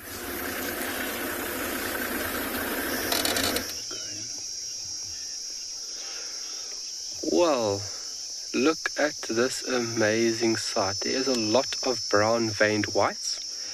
This is the butterfly species that makes that mass migration through the interior of South Africa, almost 3,000 plus kilometers. And at the moment, they don't have anything else on their mind but mating. This is where they'll find a mate. You can see how they're flutting around, and there is a few of them that are actually attached to one another. And how they are doing this, mating is obviously it looks very awkward, but in the beginning they'll actually sit side by side.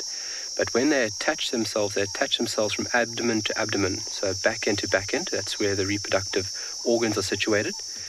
And in that process, the male will then pass the female a packet or package, obviously with his genetic value, his sperm. And then obviously the female will then take it in, she will then break it and fertilize the eggs. And then from there, she will obviously fly to a suitable site where their larvae, or the species, would actively feed on a certain plant type. Like we've been talking about, the distribution plant species are very, very important for certain butterflies. Obviously, the larval stage having certain species of plant. And where this specific butterfly, its larval food would be that of the shepherd's tree.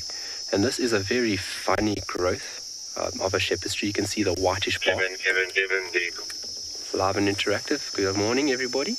But there is definitely full mating behavior taking place.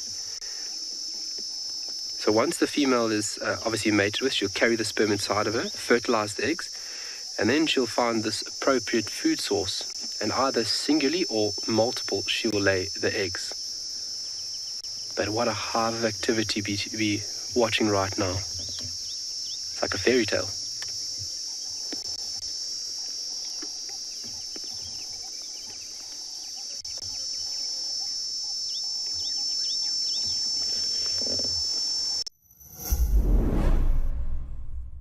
Escape to the wild heart of Africa at Chitwa Chitwa Game Lodge in the renowned Sabi Sands. Come and meet Wild Earth's favorite animal characters with an exclusive offer.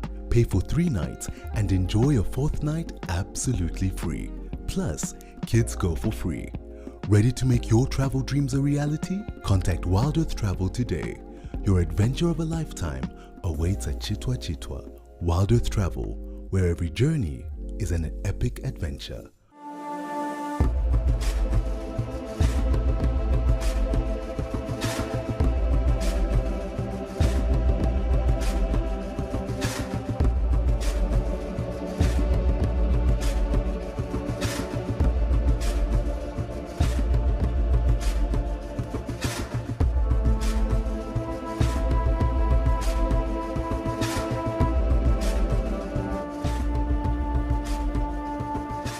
Stay up to date with the latest happenings at Wild Earth. Discover what goes on behind the scenes and get a weekly recap of the best moments on the channel. He's got it! And he's straight up a tree! Sign up to be an explorer and receive our newsletter written just for you and sent straight to your inbox every week. Wild Earth Explorers, a club for people who are passionate about nature. Thank you for joining us and have a fantastic morning.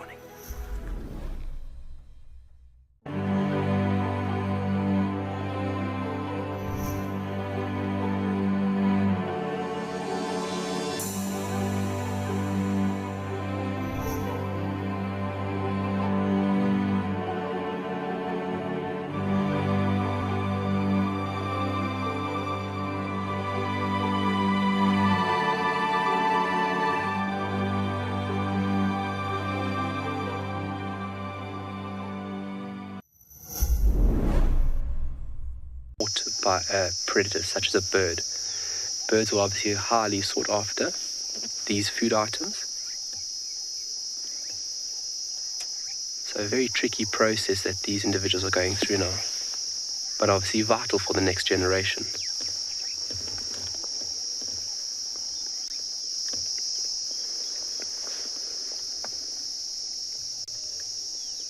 And this is basically the start of this beautiful and elaborate cycle.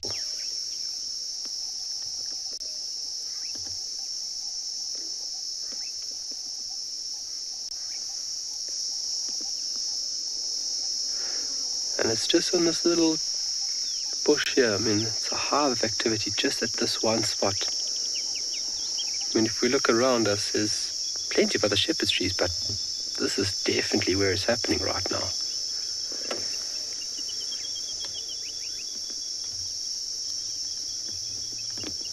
And as the weeks go on, more and more species will emerge.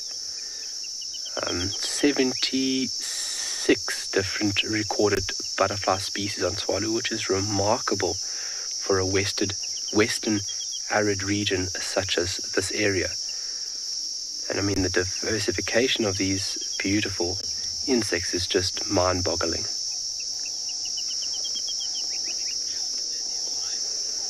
Well, we're going to enjoy these butterflies for a little while longer, but we're going to send you over to Tristan, and he's got some lions.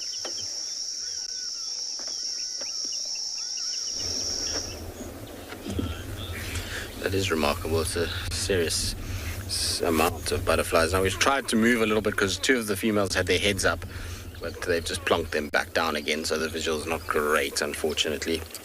Our lionesses are very, very sleepy, and I expect it's because of the heat. It is extremely hot in the sun already. While there is a breeze blowing, the sun has got serious venom, and so if you're a cat covered in fur, I don't think it's very comfortable this morning, and I think they're probably feeling far better off hidden in the shade. And so I expect what you're going to find with these three Nkuhumas is that they're going to be very sleepy today, and then we're going to find that they're going to get up and go this evening. So it'll be better to be with them around sunset tonight. I think we'll see them waking up and then hopefully slowly kind of moving their way towards a potential drinking spot down at the dam, maybe Gallagher Pan or the dam, and then hunting from there. I don't think we're going to see them active at all now. I'd be very, very, very, very surprised if they did anything. I mean, you can see their whole demeanor has changed since they chased Tingana. They've become a lot more kind of relaxed, and they just flopped on their sides. They're not watching anything. They're not even paying attention to vehicles that are arriving in the sighting. They literally are just asleep. And this is what, you know, a lot of the cats will do. Even leopards this morning, I wouldn't be surprised that their behavior is very similar. Like Tingana, pretty sure that he found himself a spot and has ended up just sleeping now. I don't think he's going to be too active either. It is warm, it's blustery, it's not really the conditions for lions to be moving around too much. I suspect we're going to find that they're going to just lie up here. Oh, you guys decided to put your head up to see who's arriving. I also have no idea why they've chosen the shade that they've chosen. There's this beautiful big marula that's got beautiful shade, and they've decided to take the guarri bushes, which have got very little shade. And the sun is going to hit them quite regularly. You can already see that lioness, how there's that patch on the side of her face. That's going to be warm, and she's eventually going to get irritated with it and get up and move and find some better shade somewhere than what she's got right now. Nice to see the Nkuhumas though. Even if it is only 3 of them, it's always nice to see some of them back on Djuma.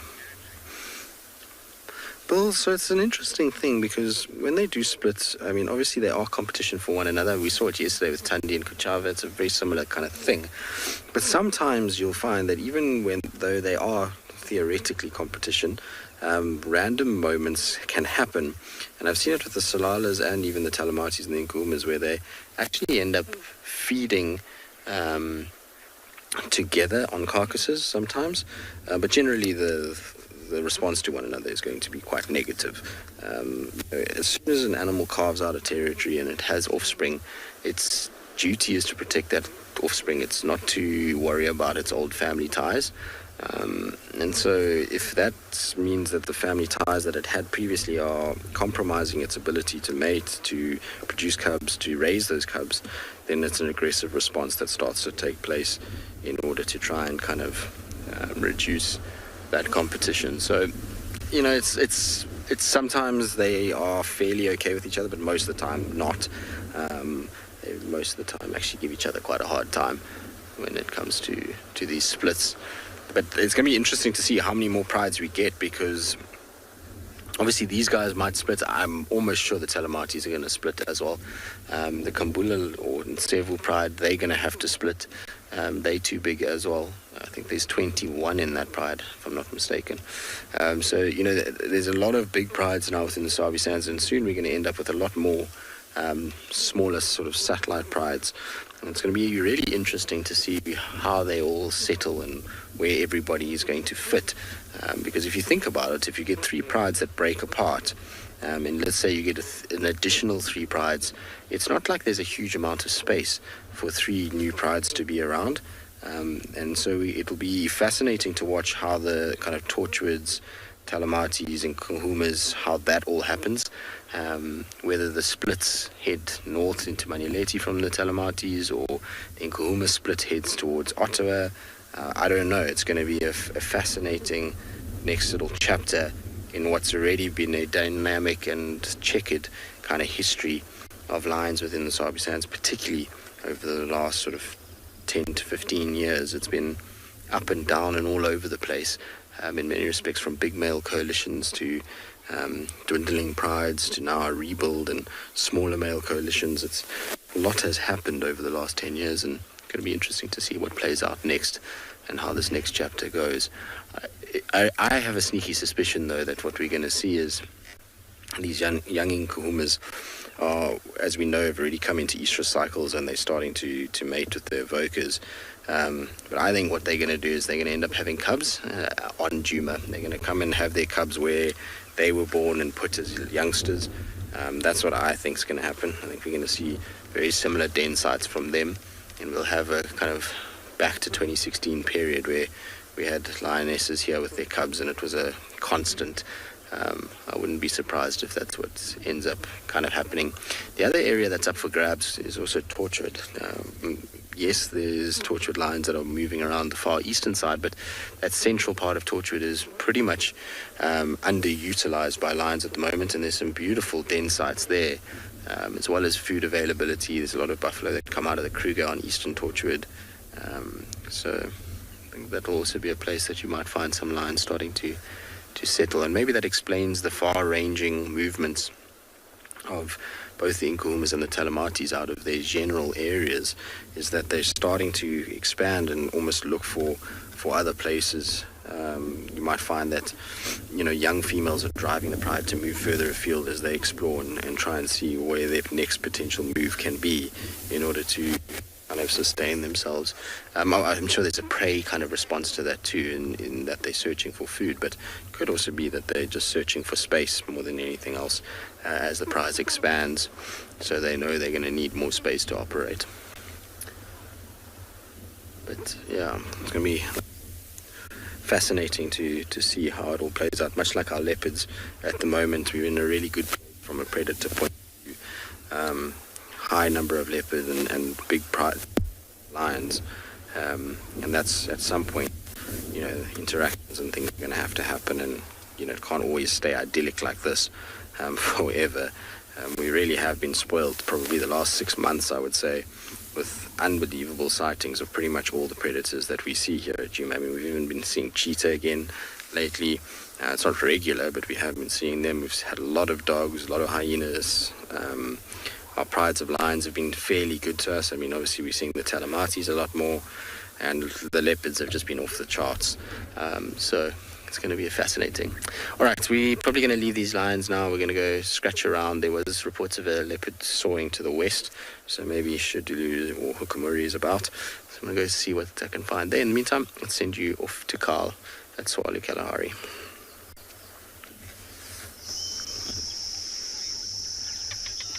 All right, welcome back. Look at this. I just want you folks to focus on this individual right over here. And what I'm trying to explain is look at its wings. Its wings aren't as fully formed as a butterfly. And when we initially saw it, the wings were all crinkled and almost tucked in. It's because that brown veined white has just emerged from its chrysalis. And it is actually physically pumping air into the wings to straighten them out. What an amazing sight, because if you look here very closely, look at this.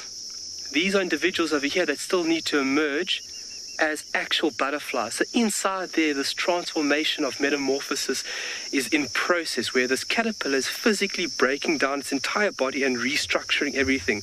Didn't have wings, didn't have a feeding mouth appendage like a tube, that proboscis. It didn't have large googly eyes. So the whole body is being restructured from a worm-like individual into this beautiful, magnificent flying creature. And now the sole purpose of this individual is just to mate. And that's what's going on here. So we've looked very closely, and this entire little shepherd's tree is just laden with caterpillars, and as well as these chrysalis. And these are individuals that have emerged maybe 20 minutes ago, if less than that. You can still see the wings, they almost look wet. They're very floppy, and that's because the individual is still structuring and forming them correctly and getting them ready for flight. What a marvelous sight.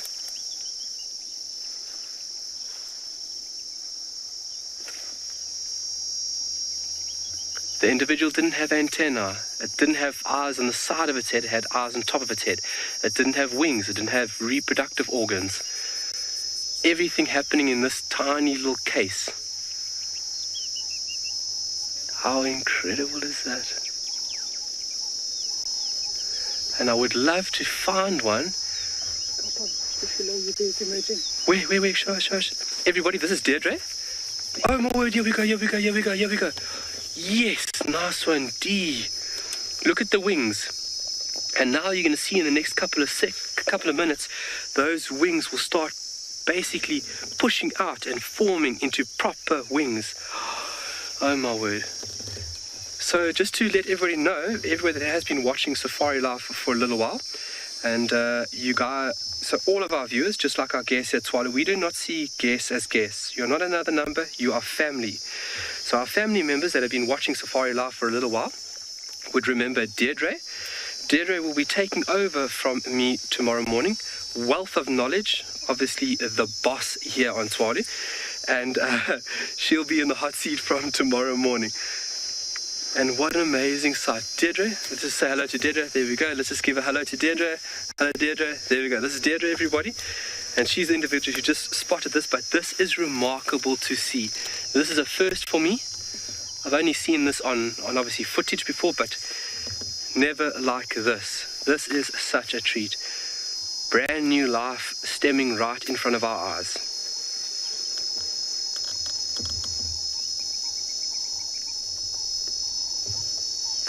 This chap going down here. So you can see also that remarkable property.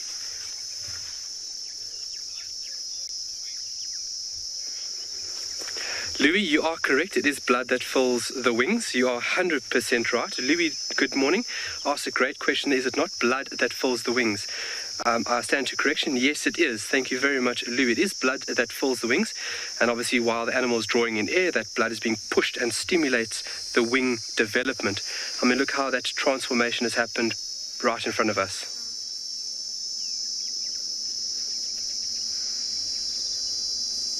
So a lot of mating going on here, but then a lot of emergence of these brown-veined whites. How incredible.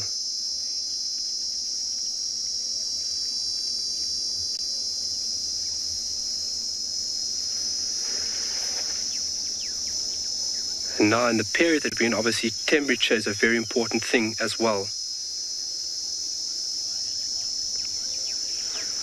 Mariana, good morning. Great question. What is the difference between a butterfly and a moth? Well, there is no scientific solid evidence to split butterfly and moth, but there's a general consensus across the board as in terms of you find a butterfly will sit with its wings closed, a moth will sit with its wings open. Moths typically are active under the cover of darkness, whereas butterflies are active in the daylight hours. Discover the wild beauty of Amakhala Game Reserve, where adventure and luxury meet. With 9 spectacular lodges to choose from, Amakhala offers an array of unforgettable experiences. Dive into the heart of the wilderness with a guided hike and spend a night under the stars. Ready to explore and meet the Wild Earth animals and crew? Contact Wild Earth Travel to learn more and book your journey to Amakhala Game Reserve.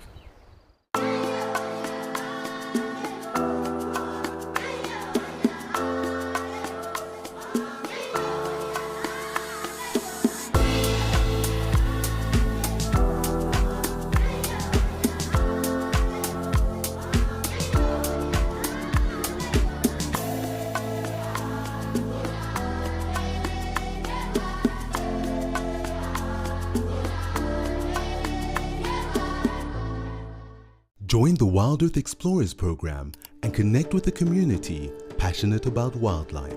Support our mission to share authentic wildlife experiences with the world. Your monthly contribution helps provide schools and children access to kids' safaris, fostering a love for nature in the next generation. Embrace the wonders of the bush and make a difference today. Wild Earth, connecting with nature.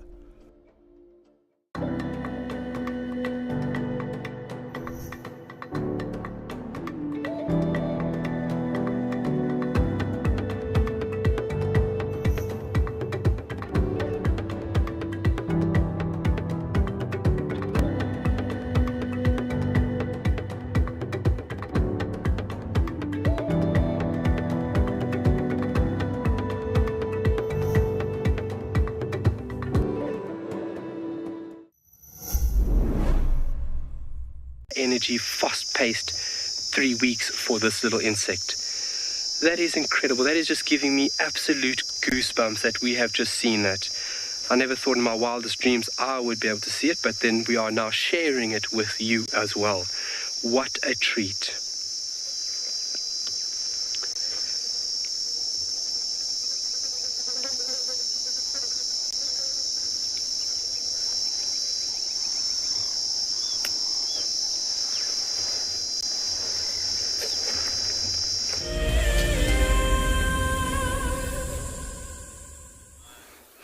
Right, so as you can see, we're still here. We were just chatting to some landowners that were trying to find out some stuff about the lions. They were listening to our last little kind of chat, and they were intrigued as to what was going on, and were asking a little bit of information. It's always nice when we get people that are interested in things, particularly people that own properties here. They don't come all that often, and so sometimes they lose kind of touch with what's going on, and it's always nice just to sit and help them out with what's happening. Generally, they're all nice people, so it's a good thing to do. But we're going to sit here with these lions a little bit longer. Like I said, we'll just let you listen to the sounds of the African bush while they have a little nap as the wind blows.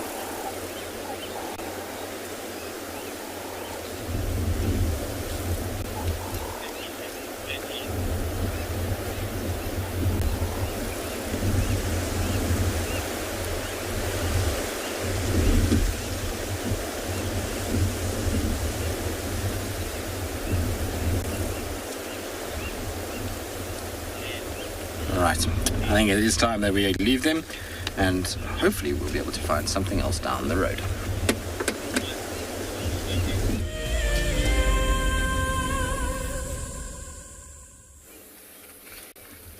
There was a gorgeous gymnogene that was in this, or on this dead tree, trying to get its claws into what appeared to be a starling's nest. But then unfortunately, as the birds do, it flew away, being dive-bombed by starlings and the drongos as usual. I was hoping if we just waited it would come back here, but unfortunately not.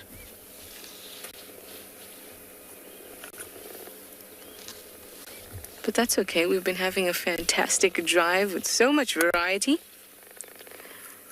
I wanted to show you something. I just need to make sure it won't blow away in the wind. So you're just going to give me a sec. So I can grab something to hold it with. Yeah, so I'm giving a look at these 3 and 4 mills. Very expensive. Look, you heard Tristan in my segment. How cool. All right, so here we go.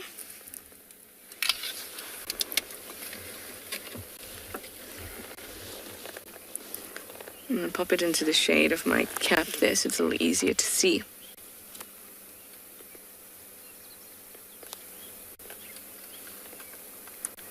It is the spent exoskeleton of some type of hymenopterid. That's all I can tell at this point. You can see that there's a sting area at the bottom there. I think it's very, very cool to see these kind of things because they are so delicate that they're usually completely lost and broken, very easy to break. And you can see at the top where my forceps are holding it, that's where the animal would have broken through. And because insects have this hard chitinous exoskeleton, in order to grow, they need to shed that skeleton, and then their skin will harden again once it hits the oxygen, and they'll get a brand new one. I'm just going to show you the face quickly, if it will allow me without cracking it.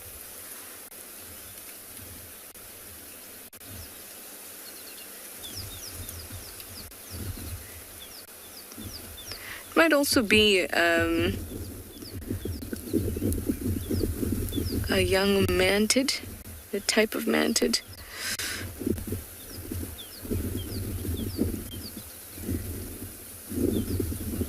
But it's very difficult to see it with just the exoskeleton. I can already hear it cracking. No, I wanted to keep it so it doesn't break. But I thought that was very, very cool. Even some of the hairs are still on it. There goes a leg. I keep little containers for all these little things I find. And then I can show it to you at some point. Yeah?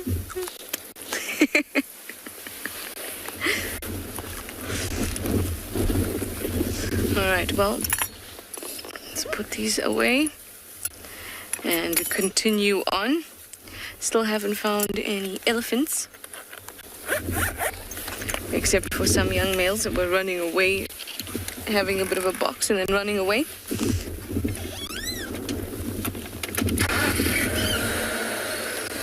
So we're going to keep on the search. Last night I saw on the way home after Tingana, I saw a scrub hare suckling 2 little tiny leverets. That's what you call baby scrub hares. Tiny, tiny ones. Just like that. And then we stopped and watched them for a while. And at first, their immediate defense is to crouch low against the ground. So then we switched everything off and just watched them in infrared. And then they suddenly got up and they seemed to have so much confidence about them. Tiny, tiny little things. It was so lovely to watch. And now because they are out in the open, they don't have burrows. We know this is about scrub hares. They create little forms in the ground. So that's actually why I came this way, is to see whether they'd be anywhere nearby where I saw them last night. Obviously, being nocturnal, they're going to be out in the evening, but we know we've seen scrubhares in the day, and they are somewhere in the day. They're just lying up so well hidden that we usually don't see them. But since I knew where they were roughly, I was hoping that I would be able to find them.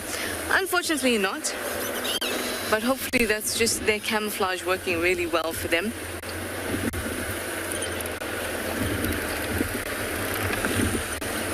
And that they were around and I just couldn't see them. That would be great. They were too cute. It's been some of it was seriously cute. One of the cutest things I've seen this month, I might say. Anyway, Kyle is on a roll with these insects. Go Kyle, he's got some butterflies.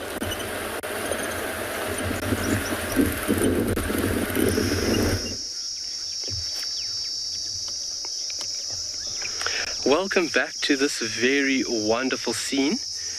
We are looking very hard to potentially catch a butterfly coming out of the chrysalis. So to think about what's going on over here, this caterpillar would have used silk to anchor it to the branch. You're on that one, eh? Yeah. And then from there it would have actually moved its body in such a manner that its exoskeleton would have become the actual chrysalis. And inside this little compartment, this is where this transformation would be taking place. And I'm really trying to look, because it would be mind-boggling. Sorry? The caterpillar coming up. Oh, there, yes.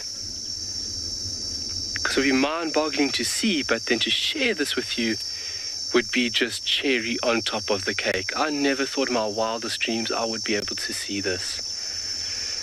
And it's now with the increased heat, the temperature is quite warm today, but summer is definitely the period where insects go crazy and they need heat. Heat is a very important requirement for a lot of processes to take place. If you think about cold temperatures, things go dormant. On the caterpillar on the top of the branch, eh? So I'm just looking carefully. We're watching a few individuals where we think they might be emerging. And that's why there was so much activity earlier, is because all those individuals had just emerged, which is remarkable. There's still a few of them, so as they emerge, it looks like they're mating. And a female once has mated, she would lay a batch of about 20 eggs within a site like this. Obviously, this is the preferred larval food for these individuals. So Deirdre just helping me. We really, really, really, really would like you to see this. And we're just keeping tabs on a few individuals which we think might emerge in the next few minutes. And I mean, it's fairly warm and it's only 20 to 8 already. That sun is really kicking its heels in.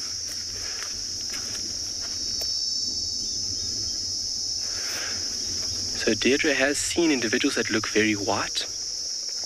If you see the casing that you folks are looking at now, it is fairly white. And if you look at the butterfly, there's colors that resemble it with inside here. So there's its eyes. You can actually see its eyes will be right on top. Obviously just being very, very careful here. Just come out. So its eyes would be right over there. And then the wings folded in a very neat pattern lying behind the back.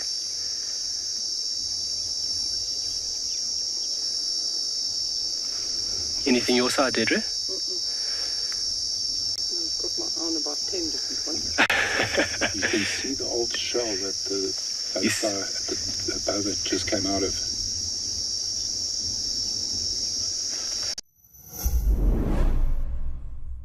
We are thrilled to announce our new exclusive feature for YouTube members and explorers. Join us live every Tuesday for our sunrise and sunset safaris. Experience Tawny Tuesday like never before with up-close encounters and breathtaking moments. Don't miss out. Become a YouTube member or explorer today and immerse yourself in the heart of the bush. See you Tuesday.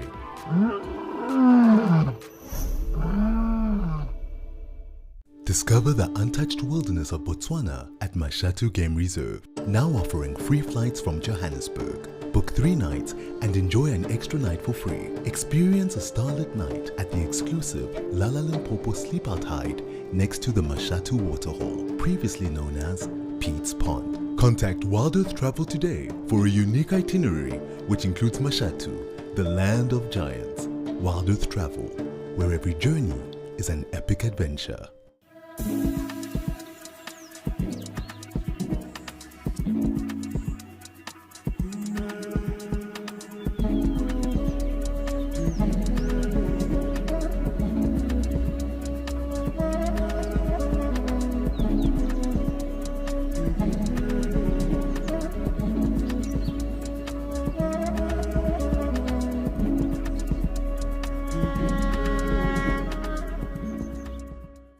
Chatting around the fire is an ancient practice that has connected humanity for centuries, and we want to keep it alive in our modern age. As an explorer, you'll have access to intimate gatherings with our naturalists, fascinating guests, and experts where we share knowledge, insights, and stories around a crackling fire. Rediscover the power of connection. Sign up to be an explorer today and experience the magic of Wild Earth's Fireside Chats.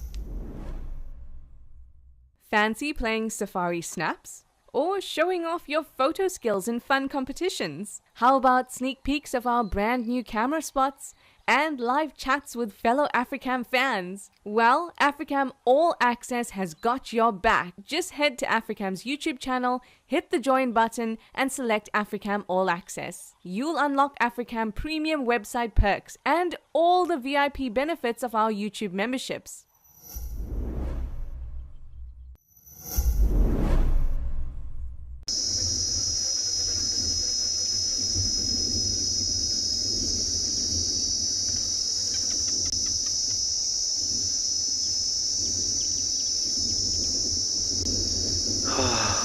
Wow.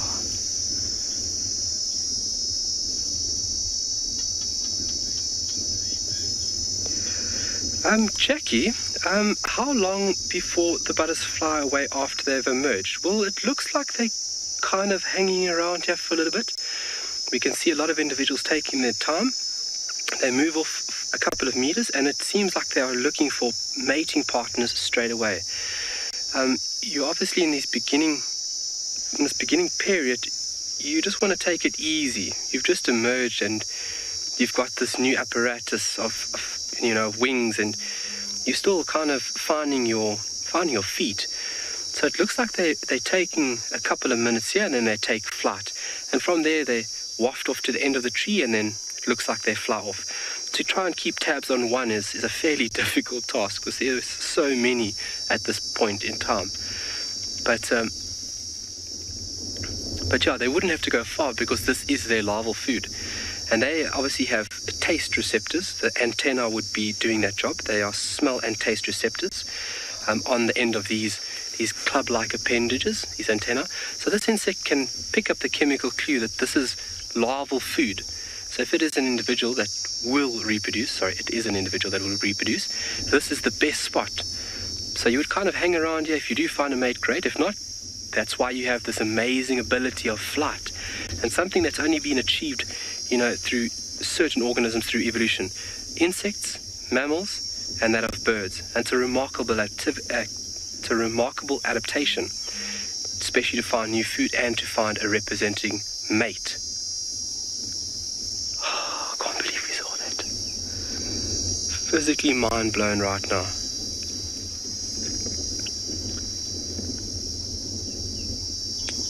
So this is the start of the cycle. Obviously reproductive individuals, finding a mate, mating, laying eggs. Like I said, this individual would lay about 20 eggs on a shepherd's tree. Boskia is its larval food. And from there, this little caterpillar, once emerges, would just eat frantically to try and accumulate the material, the energy it needs to go through this transformation, because the cumulative material would be needed to transfer into an elaborate adult such as this. And this is what we refer to as a holometabolic life cycle. So the whole body, holometabolic, the whole body is restructured and broken down. So a very different life form coming out.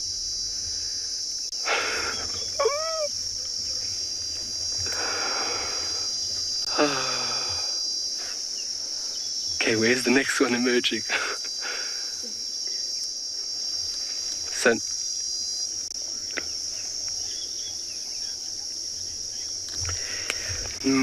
Mario, is there a way to determine if it is a male and female? Yes, and it would be the patterning on the wing. So if I could stand to correction, I think females have more black lining or black markings on the wing pattern. I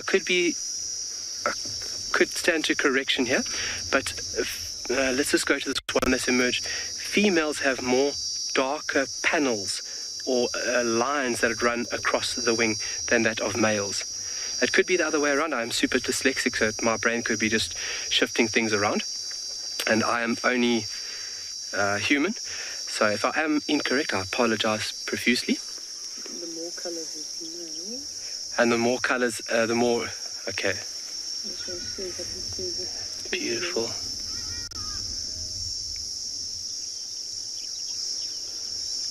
As I've mentioned, every day is a learning day for me.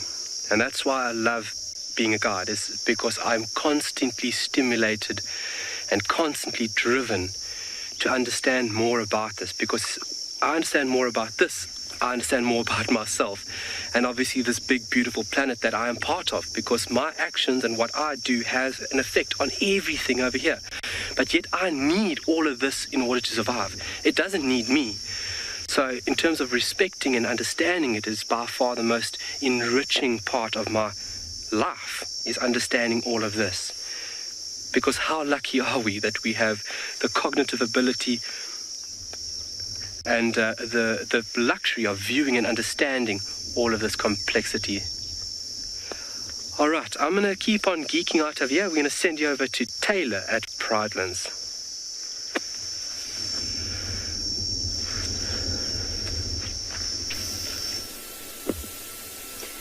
Well, finally we've managed to get hold of some animals that are willing to stick around. And I think that's because it's hot and that there's water available, that the buffalo are not going anywhere. My name is Taylor McCurdy, and on camera with me today is Sebastian Rombi, and we're here at Pridelands, which is part of Baluli Game Reserve and the Greater Kruger. Now, we're not at Ndlovu Dam for a change.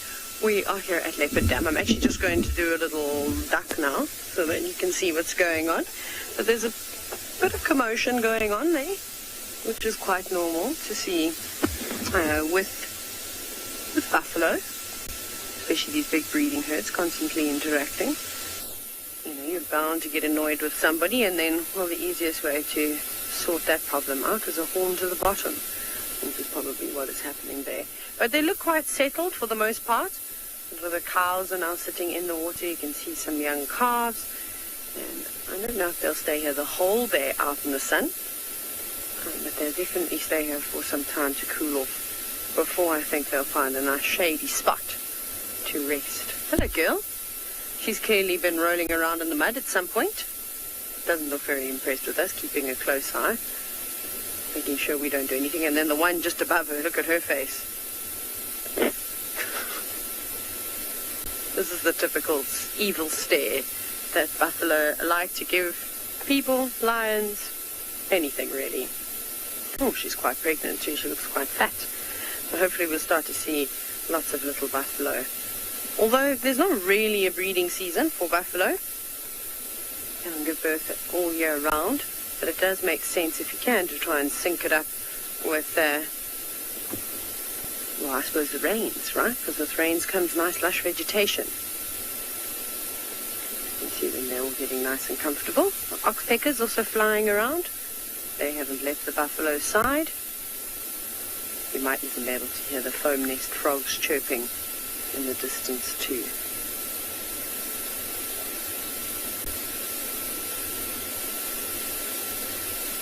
Very peaceful scene out here this morning. Sebastian and I have also managed to find a little bit of shade which we're huddling under. I think the buffalo are probably envious.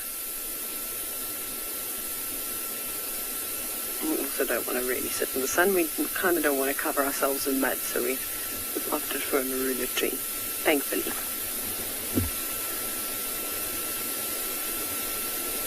A couple of splashes here and there from the buffaloes as they swish their tails. Quite dramatic as they try and get rid of all the insects. Also having the odd gulp of water.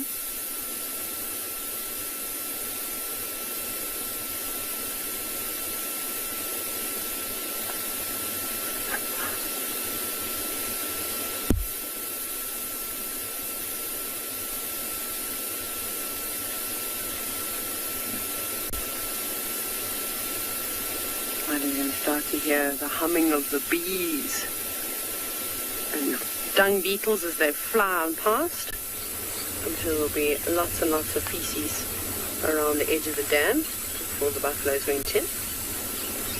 I don't think that they were sleeping too far from here last night.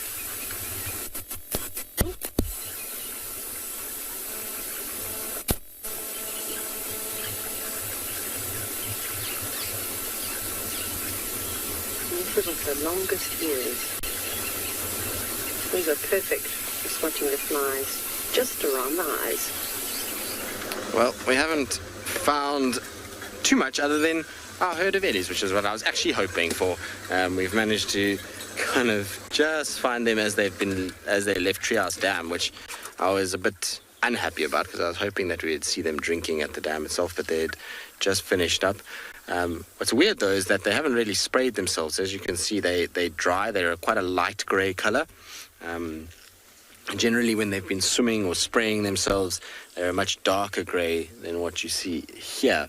There's one or two that have done it, but for the most part, the herd is still probably looking for a decent-sized waterhole in order to go and properly spray. So I wouldn't be surprised these guys appear at Gowrie Dam on the dam camera in about an hour's time. They're moving fairly quickly, and I think the reason for that is the heat. They're slowly pushing their way towards the Mulawati, which makes a lot of sense because the Mulawati will have a lot more shade than there is out here. You can see that they're in full sun at the moment, and those ears are working overtime to try and keep these guys cool. It really is a warm morning. It's apparently the temperatures are going to push close to 40 degrees Celsius by midday, and so it's really got a bit of venom in the sunshine at the moment, which is why those ears will constantly be flapping. The hotter it gets, the more the ears have to work. You'll find on cool mornings in the winter, sometimes you don't see the ears flap at all for a good 3-4 minutes, whereas you can see now she's pretty much constantly pushing those ears back and forth, just trying to cool her blood down as much as possible. Now, it's not just her and this little one in the herd. There's quite a number of them. They're just spread out at the moment, so I'm going to just reposition and we'll get the rest of them. They're just up at the top here. We'll try and find them. Embark on a wild adventure unlike any other. Join our membership program for an ad-free journey through the heart of Southern Africa. Witness the majesty of wilderness uninterrupted by pesky adverts or annoying intrusions. With our ad-free membership program, you can avoid missing any of the important moments and unlock all sorts of other perks. Subscribe now for an ad-free experience across our entire channel. Immerse yourself in the wonders of the wild and stay permanently connected with nature. Are you ready for the adventure of a lifetime? Discover the magic of Africa with Wild Earth Travel. From a big cat safari to a jungle trek with gorillas, picture yourself floating down the Zambezi River or witnessing the breathtaking wildebeest migration. At Wild Earth Travel, we turn your bucket list into reality. Don't just dream it, live it. Plan your incredible life-changing journey with Wild Earth Travel today.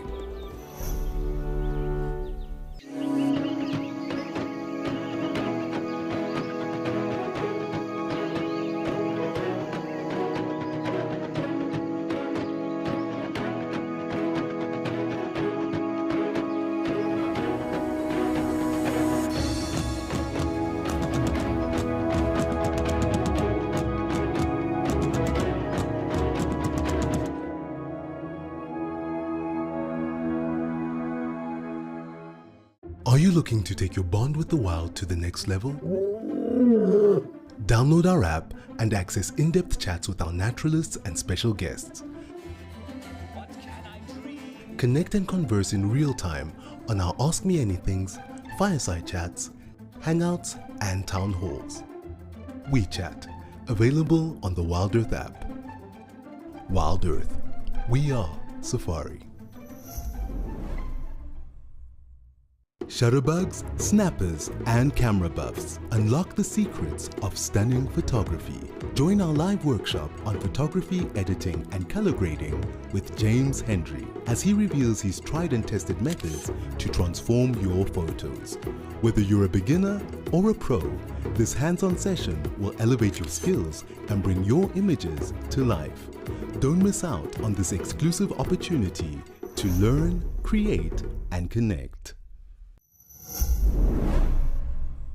The thickets, it's one of the things that always amazes me with elephants is how it goes from kind of one elephant and you can't really see others to all of a sudden there's 20, 30 of these big grey animals ghosting through past you. It's unbelievable to see their camouflage. I always get astounded by how easily they blend in.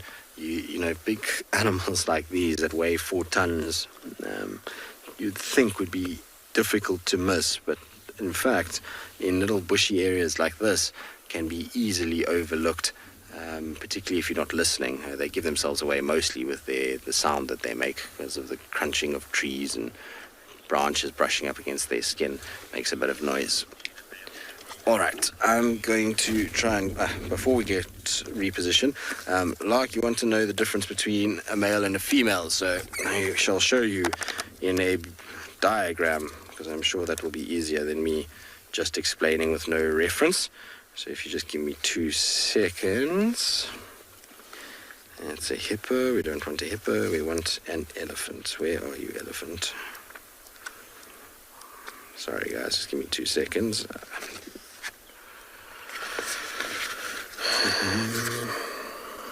Now, where is it? I had it here. Sorry, I'm trying to find the page in my book. There we go. All right. It will be easy enough to explain with this diagram because, well, it's nicely laid out. Okay, so you have bull in the background, cow in the foreground, so you will see that there's going to be a size difference, but obviously that is when you can see them together.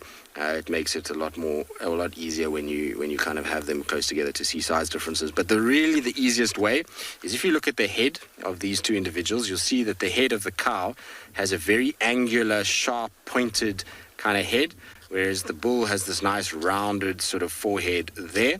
And then the spine is also quite indicative of sex. You see the male has a very sharp kind of point that goes up and then it drops off and comes up, whereas a female is a lot more kind of straighter. Also, the distance between the hips and the shoulder on a female is slightly longer, and you'll find that the legs of a male elephant always appear to be a lot longer on the front legs particularly. But really the head is your defining kind of thing. That's what you aim to look at when you're looking at Ellies. It will pretty much give it away more times than anything else, and is often easier to see than the other sort of sides of it. But that's the quickest and easiest way to be able to sex them. The problem with that is that ability to sex them in that manner can only start when they're about 15 years old. Prior to that, it's a bit more of a guessing game as to whether it's a male or a female.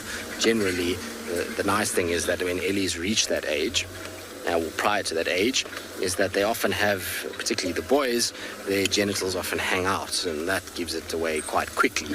An elephant is fairly well endowed, and so it's not difficult to miss if it's a boy or a girl when that happens. All right, I'm going to try and catch up with them. They've drifted quite far already, and so while I do that, I'm going to send you across to McMuddy, Taylor McCurdy with her buffalo.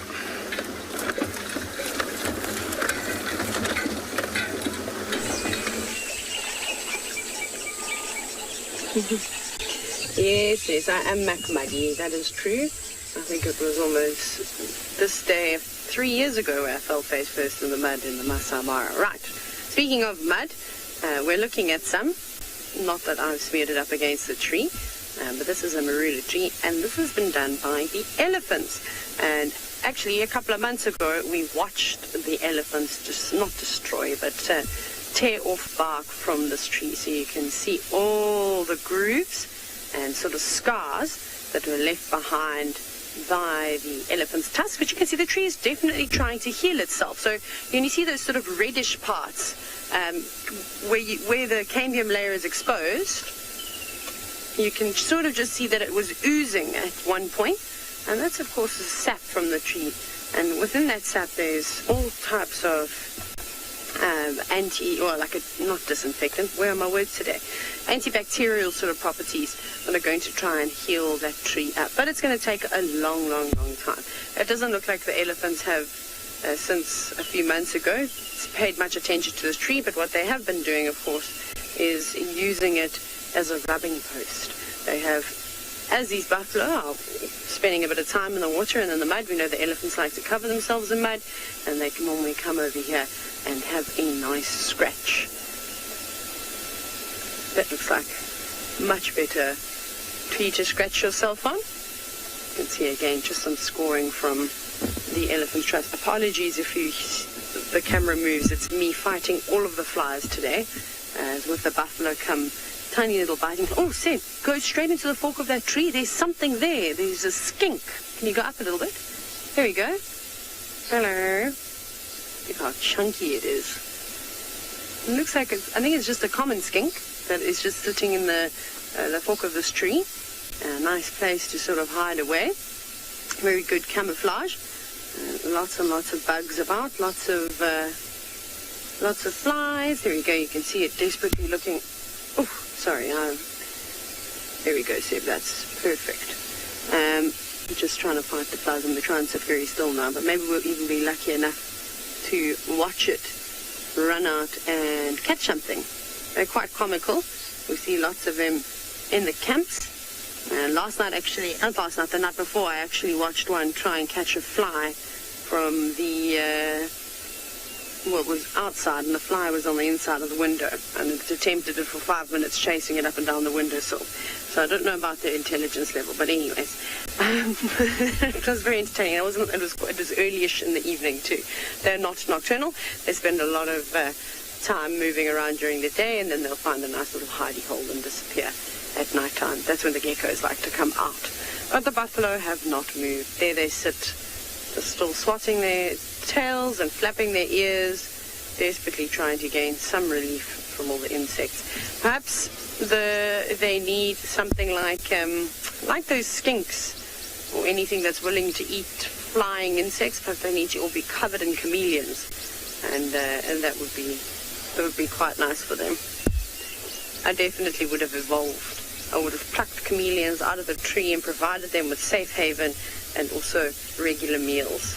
That would have been my tactic anyways. There's a couple of dragonflies, as you can also see every now and then, flying across the screen. There's lots of them at the moment. They're all swarming. So they're definitely helping with catching a lot of the flying insects.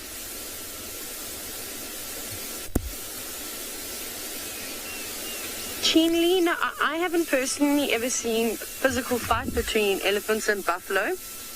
I know there were pictures many years ago that surfaced on social media where an elephant basically lifted a buffalo off of the ground. I suspect there must have been some kind of altercation with a buffalo and a cow's calf or something along those lines that got to the point where the cow felt like it was agitated and needed to intervene. Remember, animals don't want to engage in a fight unnecessarily because they can become injured in the process and then, of course, not be able to feed properly, not be able to defend themselves. So if they can avoid conflict, they will. So no, I haven't personally seen it. You see it, I mean, what you typically will see is around a watering hole where everybody's, sort of jostling to get a place to drink or to come in and have a swim or to just sit down and relax like the buffalo. And it can get a bit disruptive when you have a big herd of elephants and a big herd of buffalo all come down to the same watering hole that's maybe, quite small in size. So if we were to have two breeding herds of elephants come through here to Leopard Dam, there'd probably be be a bit of a competition around the waterhole. But as we always say, size really does matter in the bush, and the elephants would normally rule the roost, and they'd probably just chase all the buffalo out if they weren't going to move. But buffalo are stubborn creatures. They really are stubborn. And then so are elephants and so are hippos. So I suppose they've got no chance. Just a couple of them moving around now. Yes, what are you looking at, Buffalo Bull? He's also giving us evil eye. At the moment, so they're not just doing nothing. Obviously, they're trying to cool themselves down, but I'm sure you've seen them all continuously chewing. And no, they do not have bubble gum, in case you were wondering.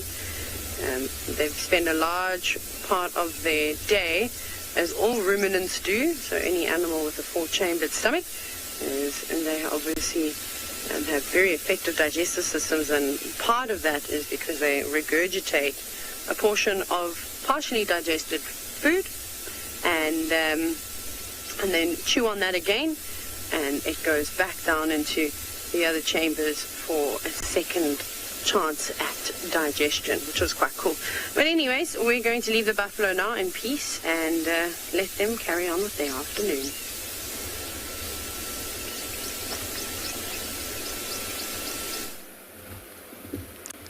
How cool, we have a red-headed weaver that's got a full red head of plumage. It's so nice to see. We've been seeing them, but very fleetingly. There used to be one around camp, but I haven't seen it since. It's a really awkward position. It keeps looking down at us. It's almost just above us. But if we aren't here, then the stick's going to be obscuring it. So hopefully it'll give us one nice little look. Join the Wild Earth YouTube superfan community and unlock a world of additional perks. Get exclusive early access or discounts to Wild Earth travel deals. Wear the best bush attire with merchandising discounts. Enjoy an interactive live monthly private safari. Don't miss out on the ultimate fan experience. Join the YouTube superfan community today. Get ready for an adventure of a lifetime. Wild Earth Travel is proud to launch a brand new grand tour. Backed by popular demand, join us for an unforgettable experience where you'll meet Wild Earth presenters from past and present, participate in an exclusive rhino conservation project, and even take a masterclass in wildlife filming. And of course, you'll get up close and personal with your favorite animal characters. Book your spot now and dive into the wild with Wild Earth Travel.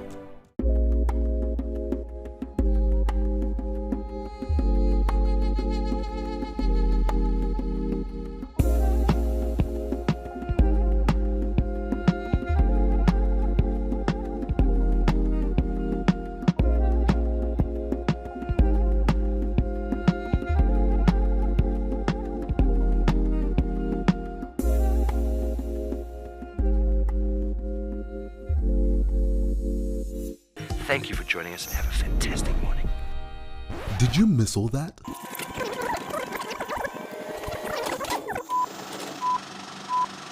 Never fear, you won't have to miss another beat on Wild Earth again with our Catch-Ups channel, where you can rewatch missed safaris and shows whenever you please. Only available on the Wild Earth app. Thank you for joining us and have a fantastic morning.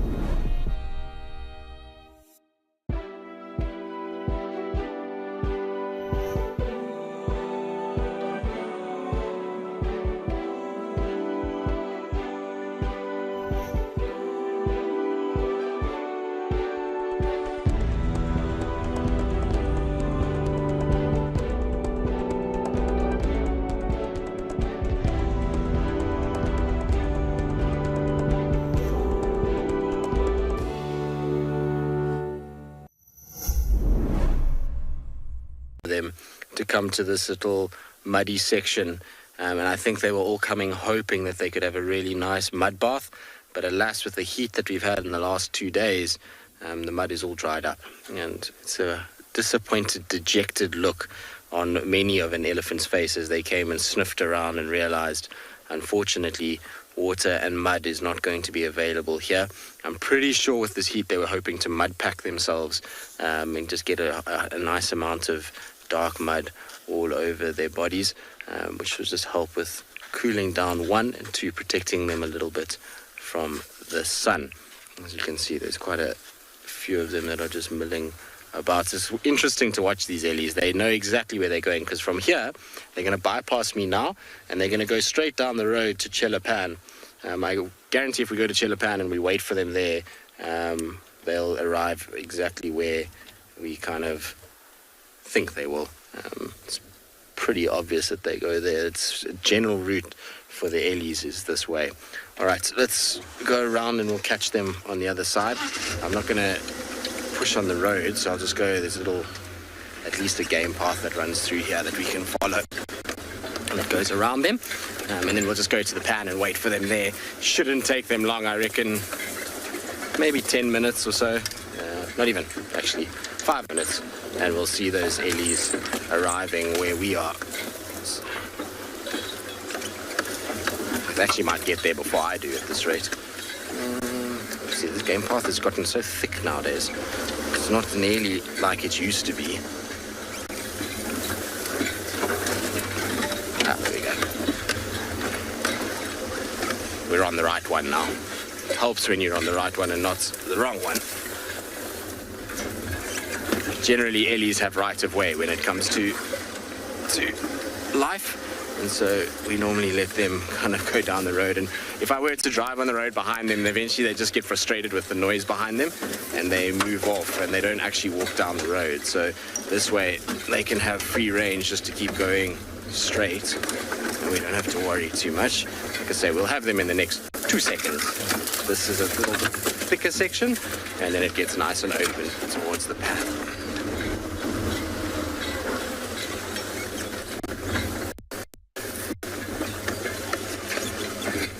Brittany, so elephants, like what we're seeing now, moving the same places all the time. Hippos are big game path makers.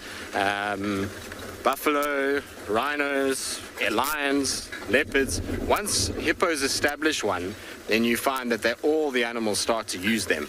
And it becomes a pretty quick sort of progression to a big open path. Also, you must remember we had a drought for a number of years, which meant that a lot of these paths are far bigger and more defined than they would be in wetter years. On their way now, so I'm just going to go park in the shade on the opposite side of the dam, and we'll just, well, I wouldn't call it a dam, call it a pan, and see if they come down. They should. There's a couple here already that are having a little wallow. They beat me to it. So you see what I was talking about. You'll see on this cow's forehead how she's covering herself in this thick, dark mud, and that will cool them down much faster than just normal water. The mud actually cakes onto them, and it also just kind of acts as a little bit of a barrier that absorbs some of the heat rather than their bodies taking the brunt of the heat. But that's a massive cow that's in there at the moment.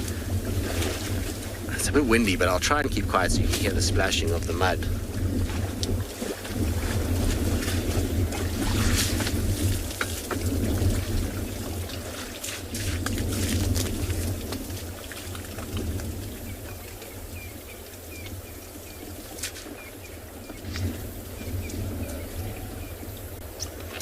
The rest of the herd is still making their way down. This is not the same herd as what we were following. This is others that have just so happened to be here.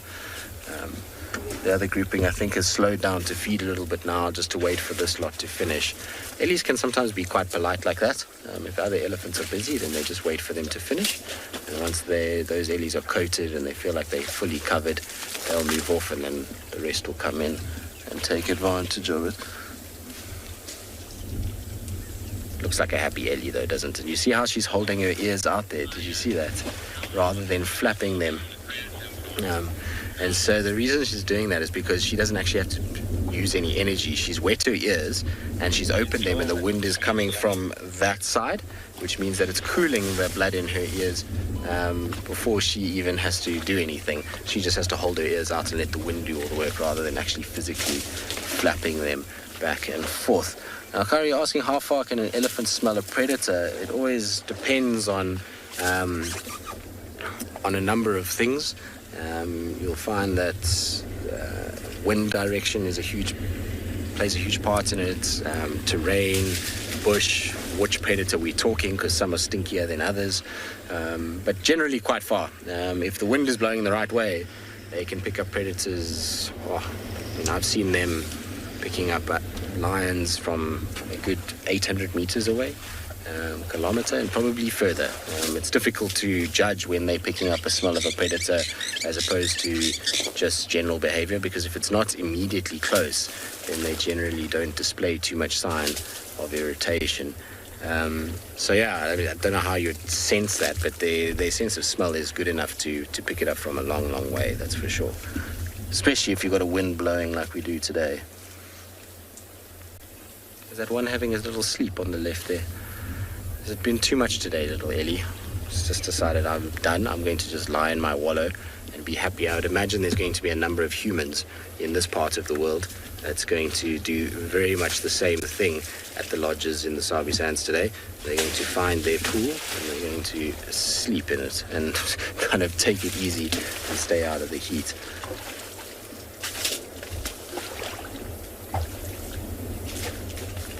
I don't think this Ellie could have covered itself more with mud than it already has.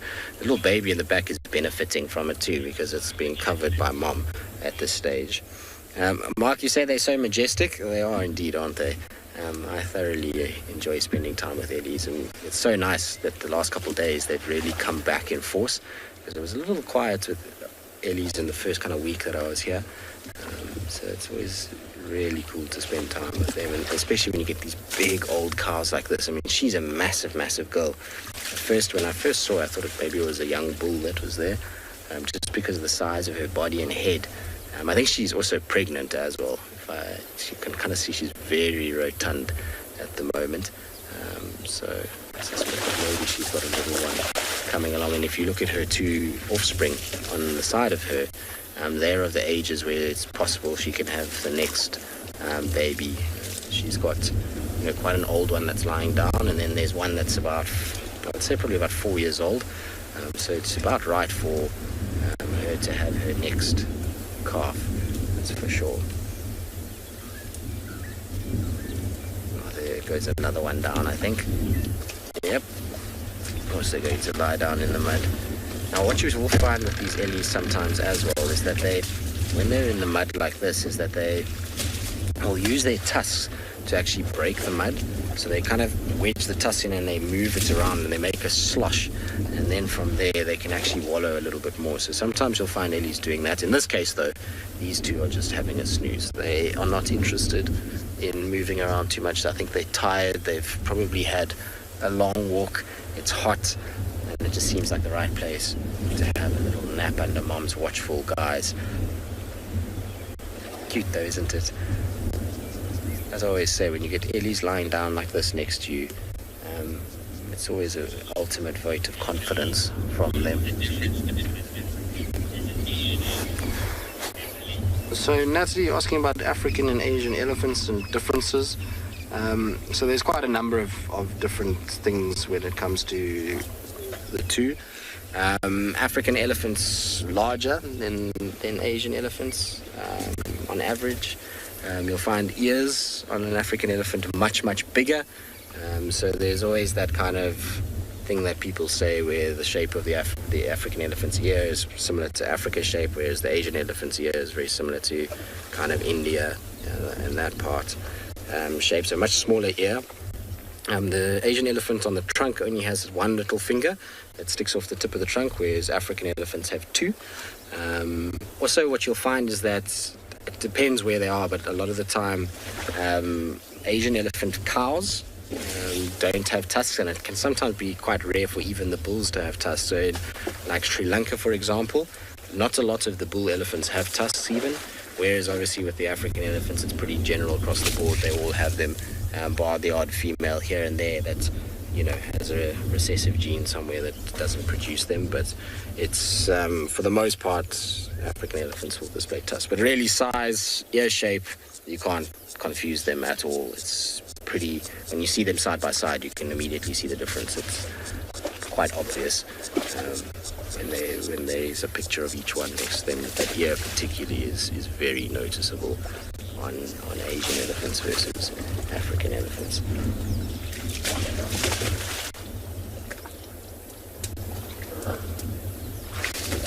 You're just having the best time, girl. I don't think there's going to be any mud left by the time she's finished in this hole. She's literally covered her entire body. There's one little spot on her face and a little stripe on her ear that she's missed, but otherwise everywhere else is covered in thick mud at this stage. Her skin is so kind of covered that the wrinkles are starting to disappear now. It's starting to become a little smoother rather than as wrinkled as they normally are. I wonder if she's going to lie down too. It's almost like she's providing shade for her young ones while they sleep.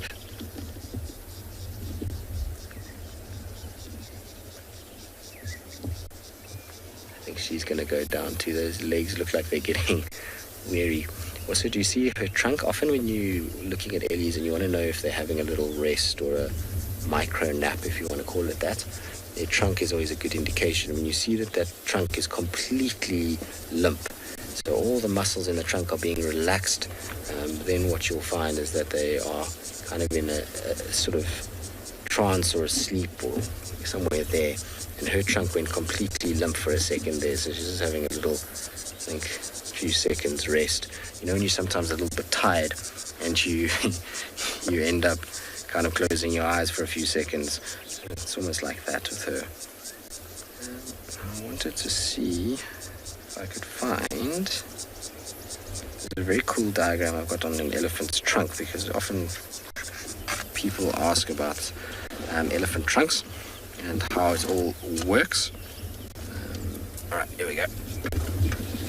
So if you have a look here, you'll be able to see that essentially, because a lot of people don't quite understand how it all works, but essentially you've got the nostril up on top over here. So there we go, there's a nostril there. Now air and water is being sucked in through there. You can see it comes all the way through, and then when it gets to this point here, that's where it will kind of then start to feed down into air, particularly will go into the lungs, whereas water is then blocked off by a membrane that sits here. The water is then kind of taken and pushed back into the mouth and then utilized that way. But a lot of the time people don't understand the muscle structure of Ellies. So if you have a look here, you've got longitudinal muscles, so these muscles that run the whole length of the trunk, and then you've got these radial muscles that are in between that, and all these muscles together make this trunk kind of work the way that it does. It's able to contract, lengthen, twist, turn, grab, go up, down, pretty much anything you can think of in any way is how it works. And there's no bone structure that sits inside there. It's all just powerful muscles with these two nostrils that goes all the way up and goes into the kind of, like I say, the nasal sort of cavities over there, and then kind of down into the body. But it's nice to just kind of see the layout of the muscle structures. You've got these kind of striated muscles that go down, and then these ones that come across. You can also see the tusk kind of structure, where you've got the little, the main part of the tusk, the pulp cavity, and then you've got the little enamel tip, which is the one that breaks a lot of the time, and kind of chips off at the bottom over there. Good. I think our Ellies have literally fallen asleep. Even Mom, her eyes are starting to close now. Shame, girl, are you tired and warm? And all the other Ellies are literally sitting in the sun waiting for her to finish. They're all behind us here, just waiting for their chance. I'm afraid they might have to go somewhere else and find another little muddy wallow to cool down in.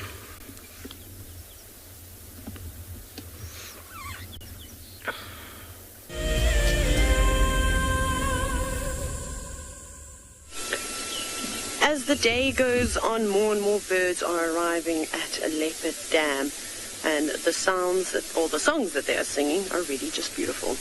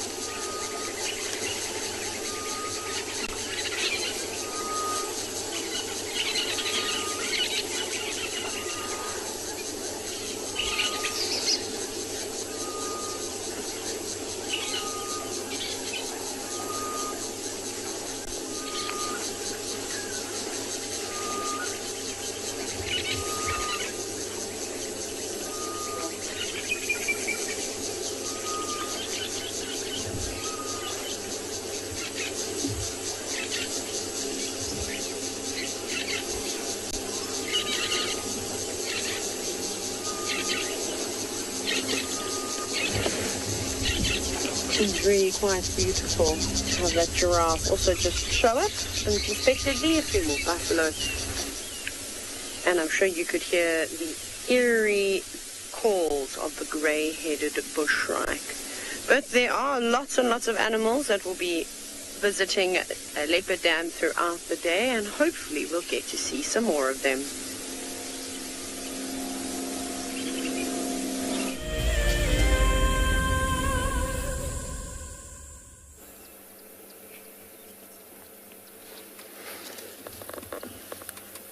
We're here at Simbambili Dam, and it's nice to see that we have 4 chicks.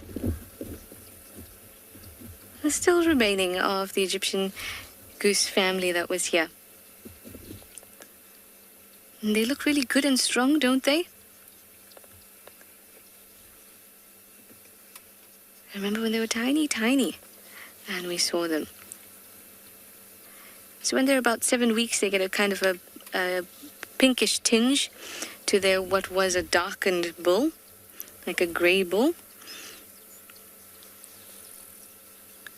And you can't see it too clearly now, but it's starting to happen. It usually goes from grey to a bit of a green, and then it starts to get slightly pink. So I'd say they're somewhere between 5 and 7 weeks now.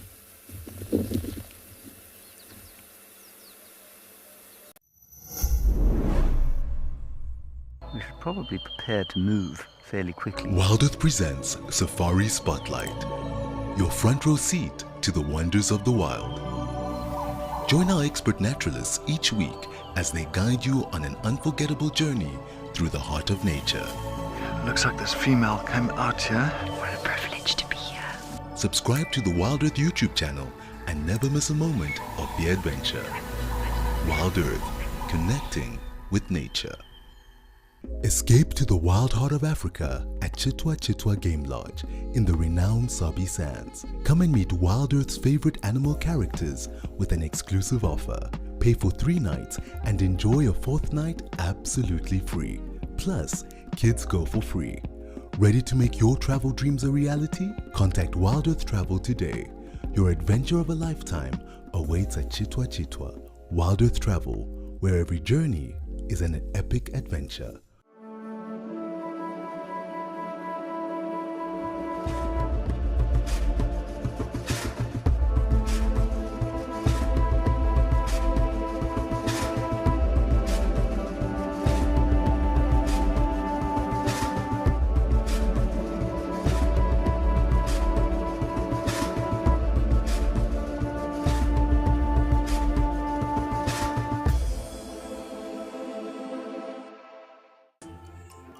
Not everyone gets excited to hear a leopard chuff, spot a pangolin, or see a real impala rut.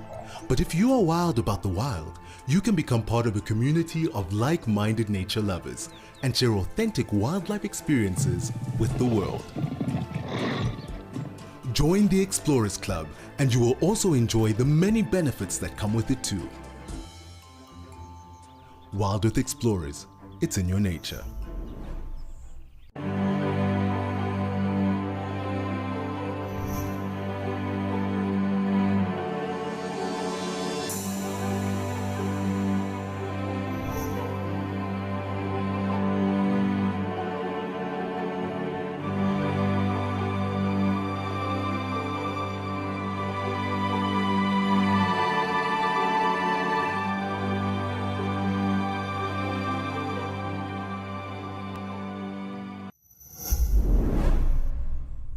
To be here. It's just that the markings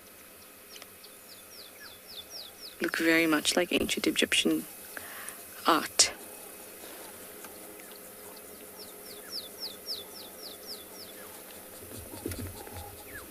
I'm so glad to see these chicks looking so lovely and sturdy, so strong. Oh yes, Kyle is on such a roll. I'm so excited for him. You know how I love to see butterflies emerge and things like that, and Kyle has some more butterflies, so let's go over to him.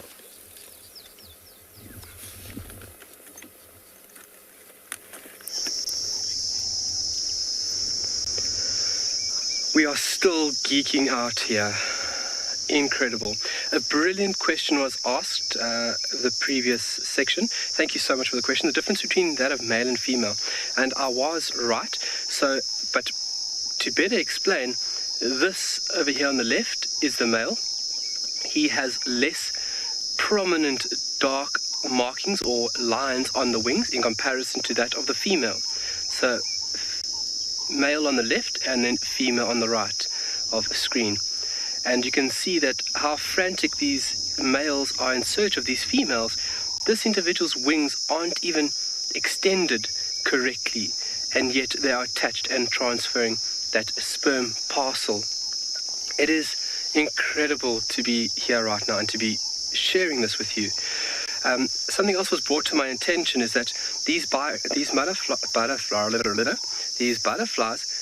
are commonly referred to as migrating through the country, and that is actually not entirely correct.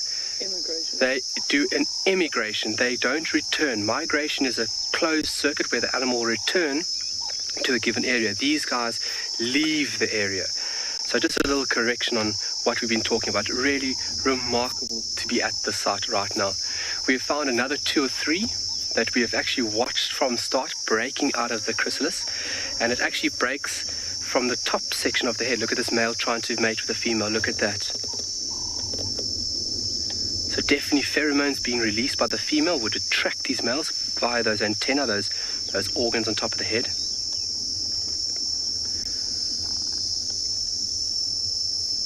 So right there you are seeing the transfer of life and the next generation of brown-veined whites. Really incredible. Owen, can you come up over here? Can we just come up onto the chrysalis over here? So where this is all happening, so this is basically the last exoskeleton of this caterpillar. It attaches itself with 2 little strands of silk to anchor the caterpillar itself, and then it wiggles itself within its own skeleton, or within its own exoskeleton, and actually encases itself into this little capsule. And then when it's ready to emerge, the break happens on this tiny little point right of it. It looks like a little horn. That's actually where the chrysalis splits.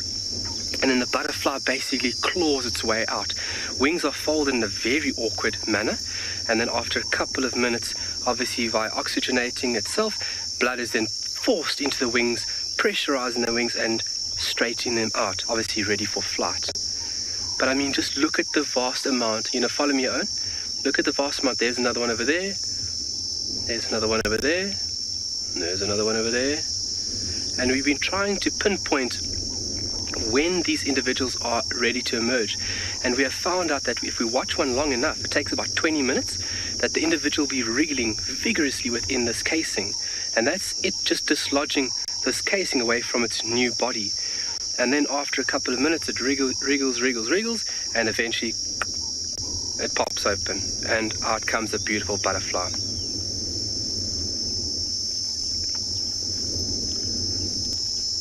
I'm not going to be able to sleep for the next few days. This for me is the peak of what we do out here, folks.